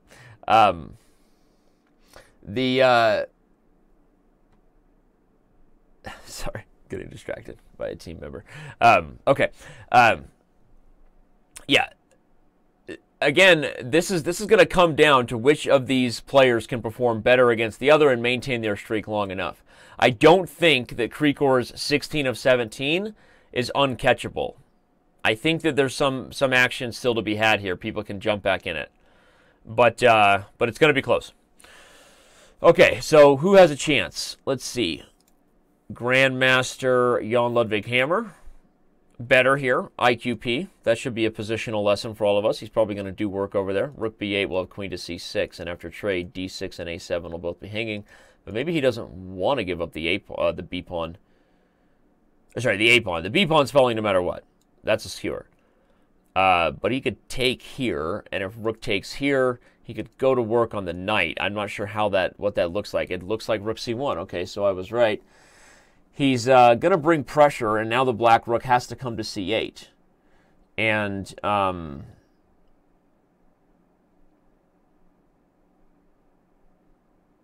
okay, yeah, the biggest problem here for black is not even just the knight, but the fact that even if he's defended the knight, that may not stop the a-pawn. And yes, knight to b5 is a real problem. Dog problems. Okay, so this is huge, but let's move over to another huge win for grandmasters that are currently chasing Krikor. Robert Hess is in a position to get a win. He moves up to 51 points, the second grandmaster to get within that range. Currently, they're kind of missing each other, right? Hess and Krikor haven't quite aligned to have their third match. Maybe third time's the charm for Robert, since he clearly hasn't been able to get it done against Krikor in the first 2 times they played. Nope. Instead, he's taken on Maynard Monkey, the one and only. We'll keep an eye on this. Eric Hansen is about to win against Eric Adu. He's just, I guess, choosing between victory laps, take d8 and give check. That seems good enough to me. Not sure what Eric is thinking about here. Ooh, he wants more. That's what he's thinking about. Interesting. Even better. Okay.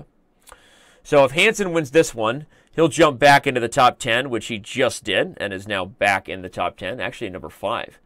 So we're getting closer and closer to some real heavy-hitting showdowns in the last half an hour of the show if you're just joining us. And on that note, we have liftoff. Touchdown. We have a Grandmaster versus Grandmaster game that's going to get us all excited. Thanks to Moobot. Don't you love Moobot? What a swell guy. What a swell guy. Moobot reminding everybody to join the Chess TV community. Join our Discord. If you are not in our Discord, please do it. Just go ahead and click. Yeah, the Revengers League. I'll take that. The Revengers League. That's what Hess needs to join if he's going to have a chance against Krikor the next time they play. But Hess is getting helped right now. He doesn't even need to beat Krikor. As long as Hansen can beat him, Hess will have a chance to win the event, because that puts Krikor back to square one as far as his hot streak goes. He moved right past Spinal Tap. I thought it was funny when I was like, this one goes to 11, right? But no, 14 is like, there's no reference of 14. It's like the most overlooked number in all of numerology. I mean, seriously, right? You think of 13, 15. Like, how do you think 14 feels? What an overlooked number. Gotta have his feelings hurt, right? Or is it a she? I don't know. Whatever 14 is, but we should give him a gift basket or something. Okay, this is a weird position. The main thing Eric is doing, you'll notice he's playing fast. That's what Hansen has to do. Hansen's issues are normally time pressure related. And that's something he knows. So he's trying to maintain that edge against Krikor, because as we see, we now have 3 Grandmasters at the top and 1 man on the outside looking in as far as the top 5 goes, but with a chance to really shake things up. If Hansen wins this game, we are moving to some really crazy close stuff. So keeping an eye on the chat. Thanks to everybody who's been here. Captain Moneybeard just got here. Asking a question. Well, chess.com's cheat detection can best be described as CSI. We make sure that we catch them, and it is data and analysis that is pretty accurate. But as far as catching people in the moment, we also have a lot of tracking tools that I can't really elaborate on. Kind of proprietary information there, buddy. That's like a Twitch, but anyway, I'm on Twitch. But, all right, no, let's stay right here, because this is the game that I want to see every moment, because if Hansen can do work against this c6 pawn, he wants to double rooks on the c file, put the knight on e5, even here. Okay, I thought he could even trade and go for it, but at some point, you're going to see pressure be brought to the c6 pawn, and if Hansen wins this game, the top standings are going to be all abuzz. Lots of noise going on there at the top of the standings.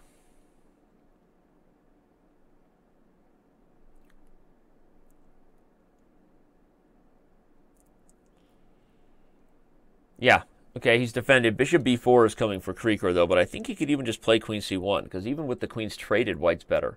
Hansen has played well this game. I mean, he's definitely on the grind.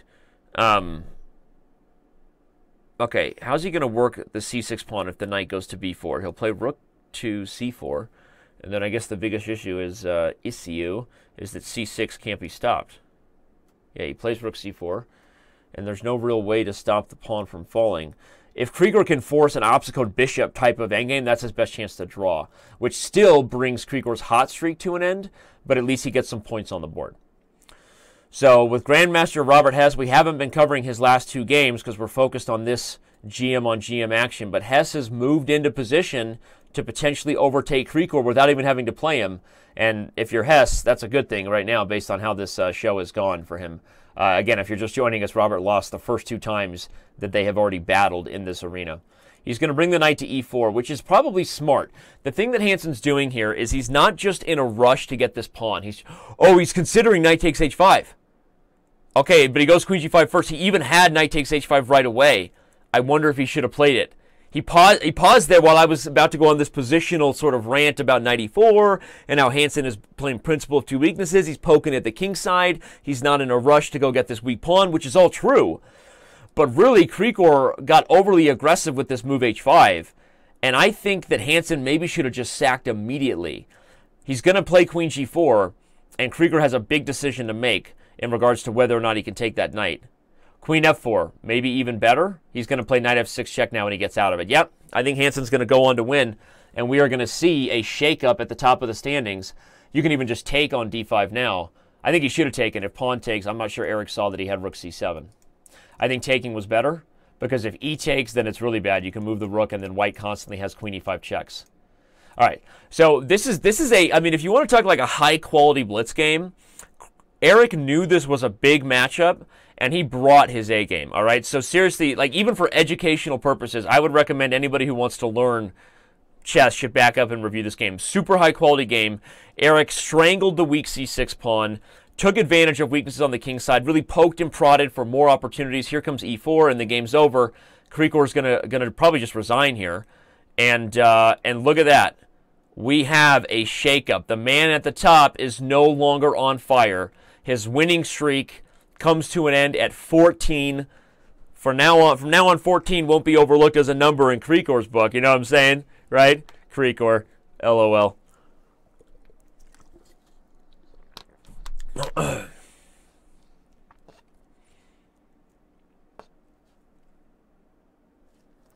There's a link to the Fair Play article on chess.com. Anybody can check it out. I didn't say that. Okay, what I said. Yes, Hansen played well this game. If you're just joining us, J412 Joe. Hansen has not had a very good couple days. He had a bad showing yesterday in the Pro Chess League, and didn't start off on the right foot here today. So that is, if you sense the tone, I mean, I'm a huge Eric Hansen fan. Eric is one of the few that can throw down against Nakamura and Carlsen in bullet sections and lose by like 70 games, but hey, he can throw down. I mean, seriously, but no, he has not played well over the last couple days, so that was why my tone implied exactly what you're saying. Another candidate master who we haven't been talking a lot about, even though, come to think of it, he's been creeping right around the top of these arena standings here for a while. So candidate master Black Dog, along with Hammer and Hess, are currently in the best position to overtake Krikor if they can keep their streaks going. We moved over to Black Dog here, who's taken on this guy. He's much better. Bobby Hess looks to be in pretty good shape in this one against Buffalo Chess. Where's Hammer? Hammer's got the toughest pairing if you're comparing him to Black Dog or Robert Hess as far as who's chasing Krikor as at trade 09 at the top. But he seems to be doing just fine. I mean, he's definitely better here against this FIDE master with the open D file. That's kind of key. I would have played rook e2 so that the D rook could have been free. Yeah, I actually think that was a mistake by Hammer. I think rook e2 was more accurate. So he's going to get a trade and still maintain a small edge. Again, because this only open file is what I just said, the only open file, that gives you a lot of value as you convert to this endgame, because as soon as he defends the A-pawn, he's the one holding all the cards as far as infiltration is concerned. Infiltration rhymes with penetration, and if you're a Chess Bra fan, you know what that means. So, okay. Now he wants to play knight d4, rook c2, knight c6, and do work over here. Why is my throat bothering me? I don't know. Probably because you're talking so fast. Of course, all Canadians. We're all Canadian at heart, aren't we? Isn't everyone really Canadian? Or is it just because everyone wants to be America's hat? Ba-dum-bum. Any Hooters. Any Hooters, Bob. That's what I'm talking about. Talking about.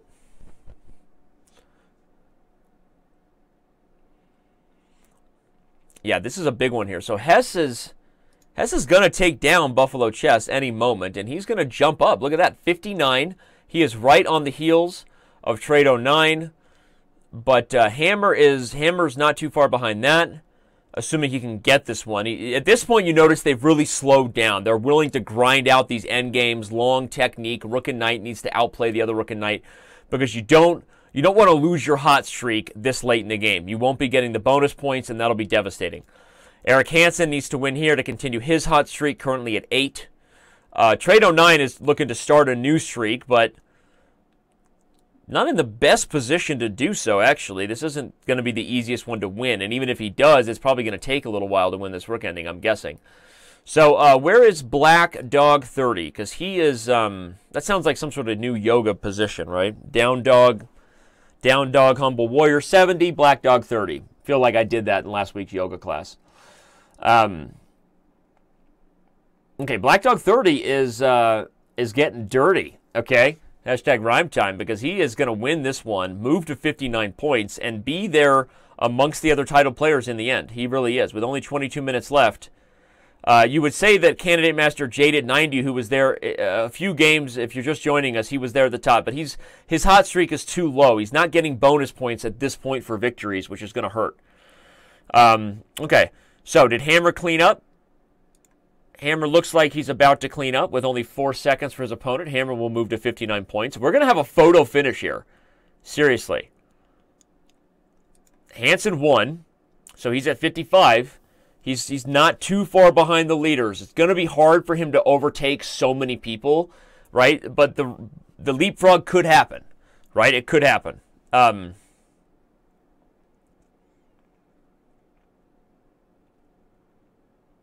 Okay. Robert Hess, in classic positional fashion, going to outplay his opponent. Wow, he got lucky to pair down, probably because all the other title players were involved in games when he got done. So he's going to have an opportunity here to win, push his hot streak to 64, and maybe be the leader by the time he's done with this game.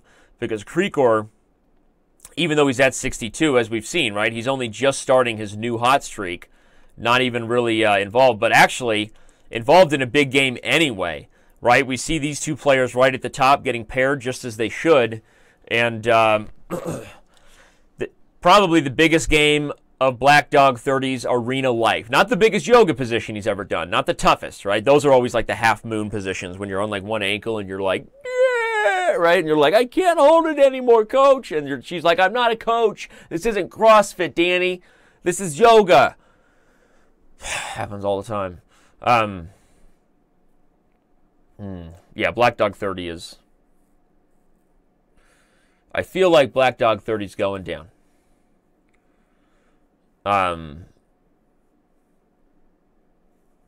B5, 92.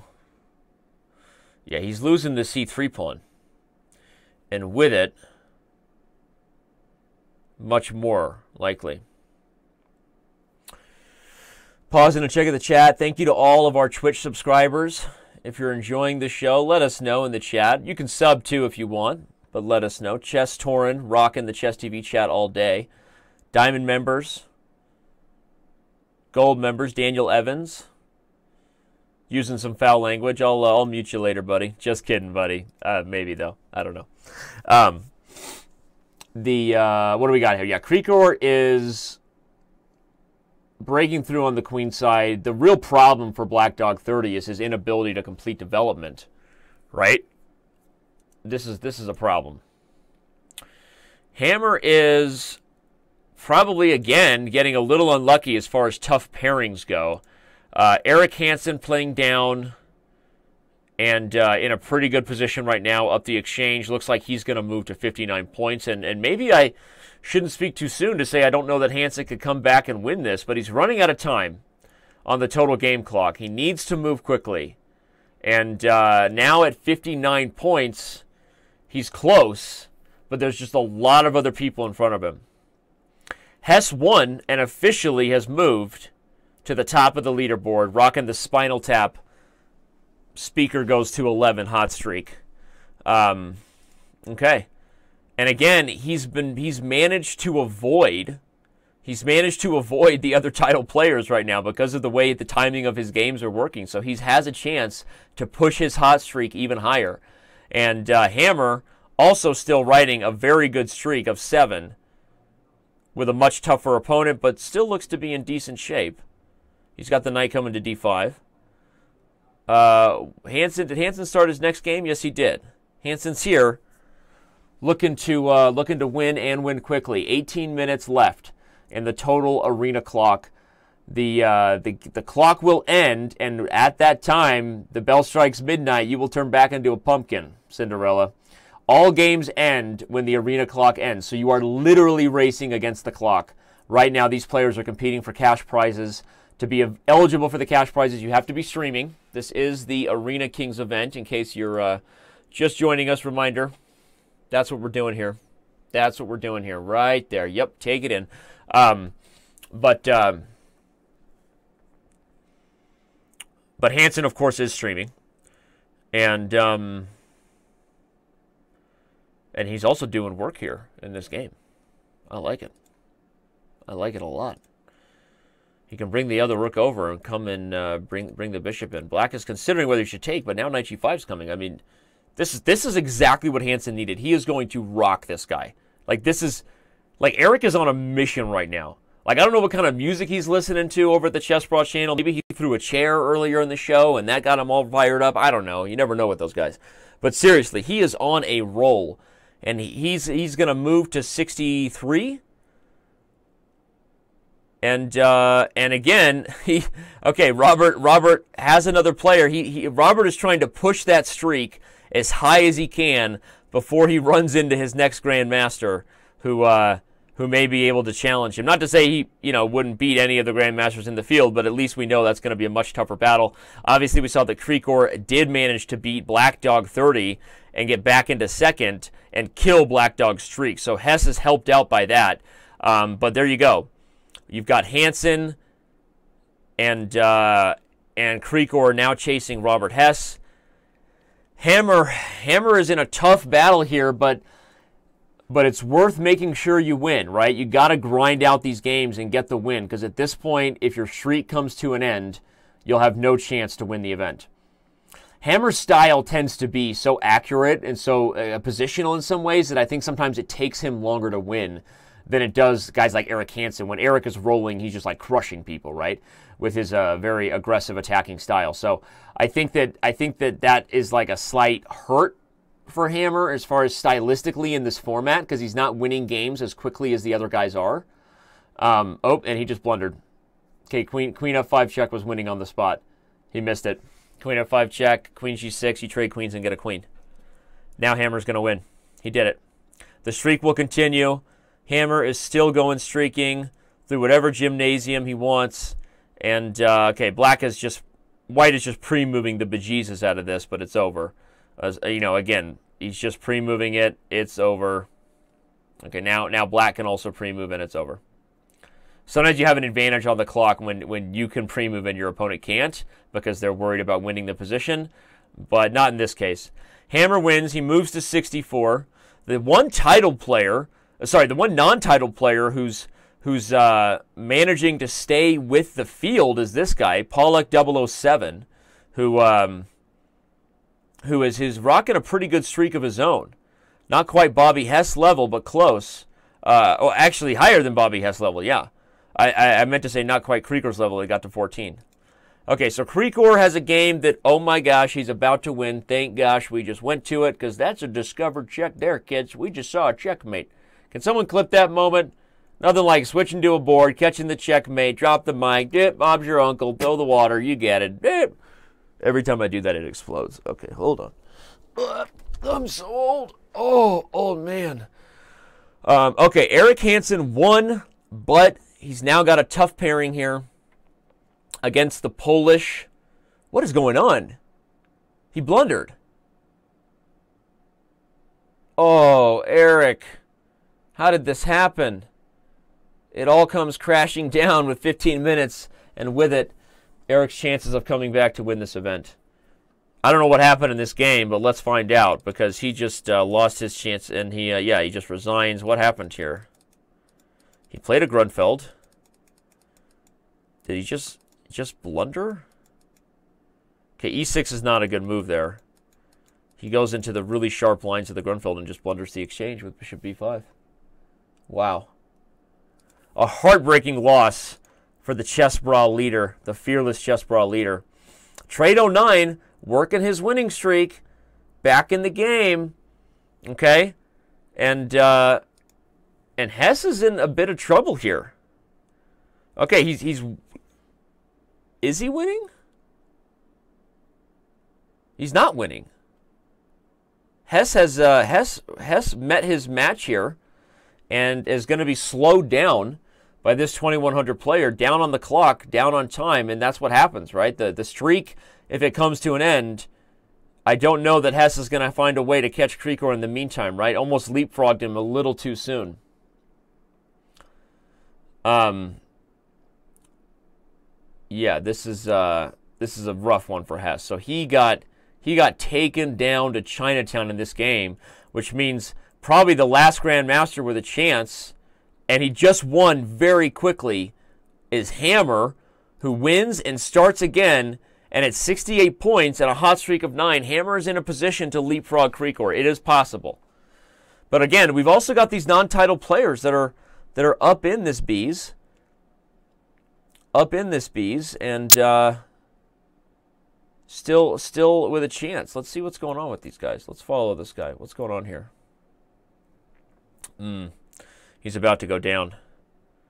Although this was the guy who missed like 17 mate and threes against Candidate Master Jade at 90. Remember that, everybody?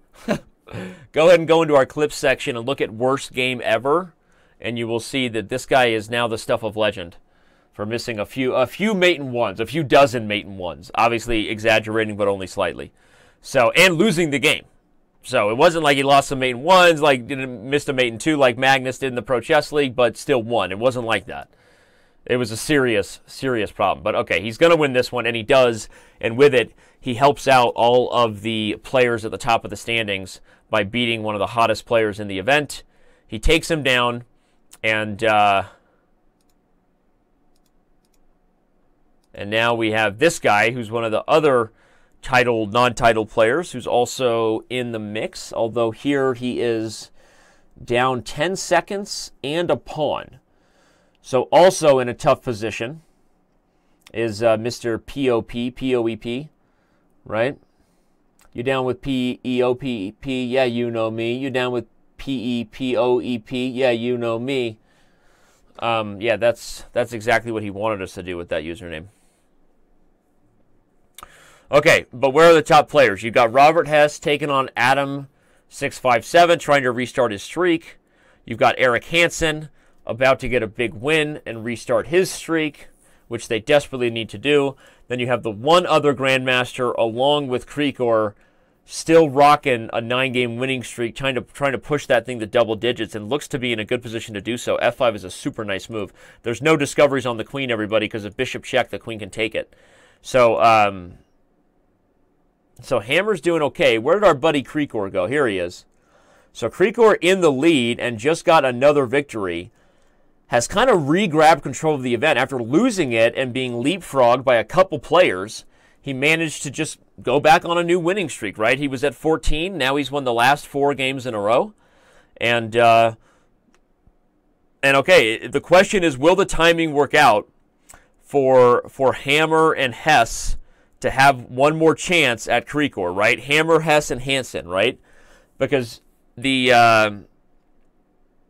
question is, will those players get another shot Hansen is moving as fast as he can against Adam 657, who Hess just took down.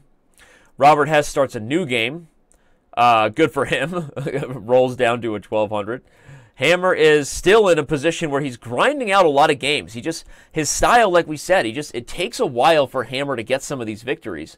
And, yeah, you like that? DTPOW complimenting on my Twitch partner shirt. You like it? You can only get these at TwitchCon, baby. TwitchCon. That's right. Thanks. Thanks for the compliments. Twitch partner.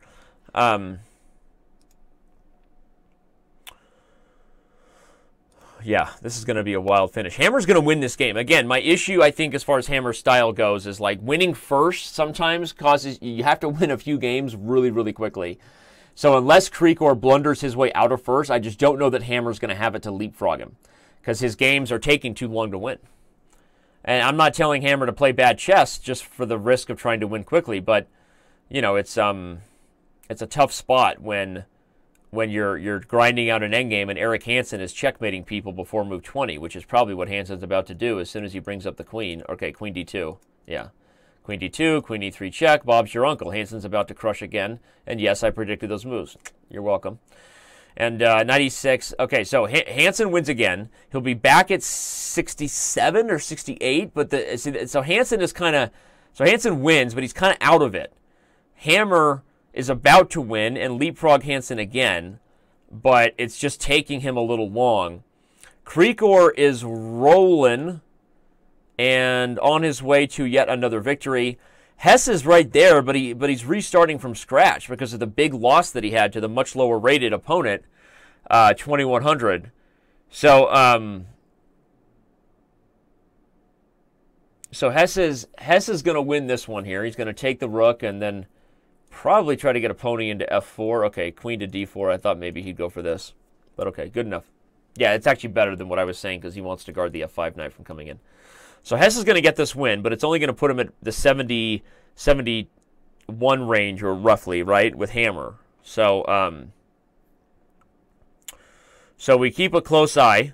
With only 7 minutes left, we are now in the territory where these could be the last games that everybody's playing. So it's coming down to the wire with a whole bunch of title players at the top, including Eric Hansen, who once again has gotten himself back within striking distance of winning first. Gets a ton of credit despite a couple of big losses today. Hansen is fighting, and he actually gets a rematch here. He just played and lost to this guy. Something tells me Hansen's not going to lose again, although he is going full bullet mode. Wow. Full bullet mode. You know why? He doesn't have the time to not win quickly.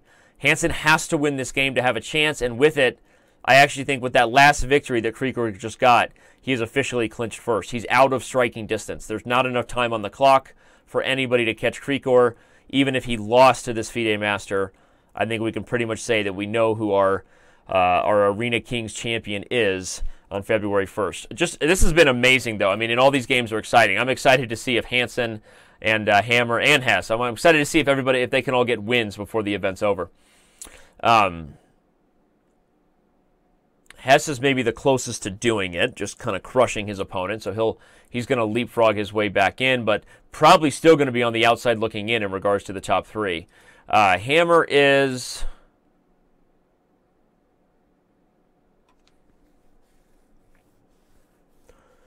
I don't like his position at all. I have no idea what's going on here. That's what's going on with Hammer.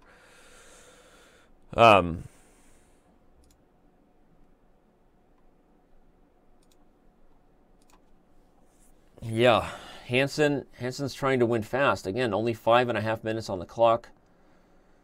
Got to win fast here. Got to move quickly. Didn't play a very good opening, but he's hoping that doesn't matter. Hammer's going to end with the highest fire streak of any of the title players, but look at this guy. On 18 of 18. Holy shenanigans. This guy joined late, clearly, because we're at 500 players, and you can still join if you want to play a game in the next 5 minutes. Go ahead and come into the live chess arena and join. But this guy clearly joined late and has won 18 of 18 games. Amazing. Amazing, amazing. Good for him. Best winning streak of the day. And with 18 out of 18 will get you in the top 5. And I don't think he's streaming. But so he's maybe not aware he's not going to be eligible for a prize. But whoever that random diamond member is, thank you for your support of the chess world. Amazing stuff. All right. I'm watching Eric because I'm just curious where this is headed. But, oh, wow. This is just reckless here. Amazing. Eric lost twice to this guy. Amazing. And with it, he's going to end at 72. I don't think he's going to have time to win before the next game's over. Where's Hess? Hess gets one last chance taking on the chess bra. If Hess wins this game, he could move to, what will that be? 75, 70, 76 points. So he's almost within striking distance, but not quite. Plus, I don't know that he's going to have the ability to win before the timer runs out. So the last person with a chance to really move up in the standings, to me, is Jon Ludvig Hammer. And where's he at? Where's his games? Looking for him here. There we go. Yeah, Hammer looks like he's in a position that maybe he can do it. Although, whatever he's calculating here to try to get this mate, I'm not sure why he's doing that.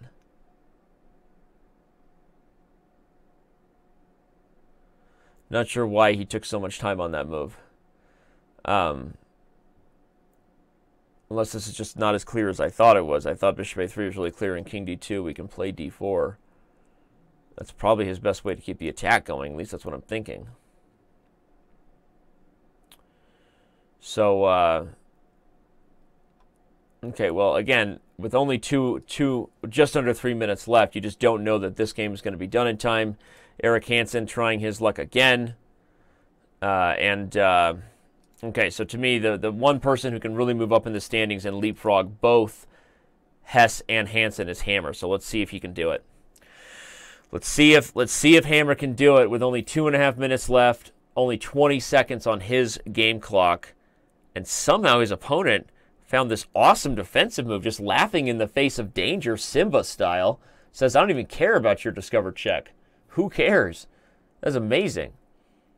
Brings the rook to h6. He's sacrificing the rook to get the dark square bishop off the board, which could help in your assault of this big guy. And wow, knight f6. He just sacrifices the rook. He's going for a mate. This is literally the definition of all-in chess. He brings the knight to e4, and there's no checks. And he gets rook to b1 check. Now he's going to get knight take. No, then he gets queen b4, and he's got mate on b2. Amazing. That was an amazing finish by Hammer. Seriously, that makes me want to shake my Redunka bunk. Okay? That was awesome. Seriously, can we get an instant replay on that? I don't even care anymore because that was one of the highlights of the day. I got to go to my history here and get Hammer. You can get anybody's history, by the way. You just type in their name, GMJLH. I got to get his last game up. Wow.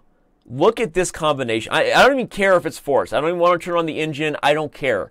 But he plays rook h6 to hit the knight.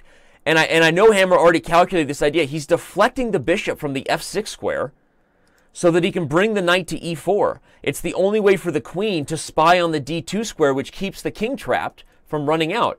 And getting the king trapped is exactly, once the knight's here, is what allows this combination of rook to b1 check, queen to b4, and mate on b2. That was bananas. Hammer, golf clap. Thank you for that entertaining moment. Eric Hansen taking on Petrosianic, hoping to get one last win before the time runs out. With only 30 seconds left, both Hammer and Hess on 76 are running out of time. Hess did take care of Mannered Monkey. Good for Hess. He took care of Eric Kurtz, in quick fashion, but the problem is he's only got 18 seconds before he has a chance to get this one here. And he has a chance to get this one, I think, more than Hammer does, but again, the time is about to run out. So the standings that you see right here are the standings that you're going to get in 3, 2, 1. And that's a shout out to Candy Codes, who just subscribed. Thanks for all the support, all the love. I think we should end the day, obviously, with a queen mates, Queen Mates White King emoji for all of our subscribers.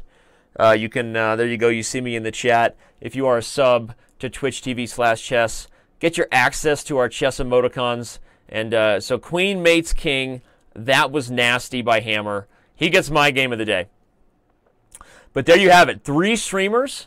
If you're just joining us, you can check out all of their personal channels and give them a follow. All of these 3 guys were actually streaming their commentary while they were playing. I was here as the host providing commentary on the highlights. Too bad Eric Hansen, the chess bra, ends the day on the outside looking in. We'll blame Canada for that one. But it was exciting, super awesome finish there. And all those guys went at it. We also had, let's see, we had my teacher Sam, who was also streaming, finished on 18 of 23. So that's cool. Cool. And P, I'm down with PEPOEP because you know me, and he did well. And Mikey VB27, you finished on the outside looking in, and I don't think that you were streaming, but you finished with 19 of 19. That's pretty good. You definitely get a clap. So for all those who were just getting here, you missed a fun show today, and yeah.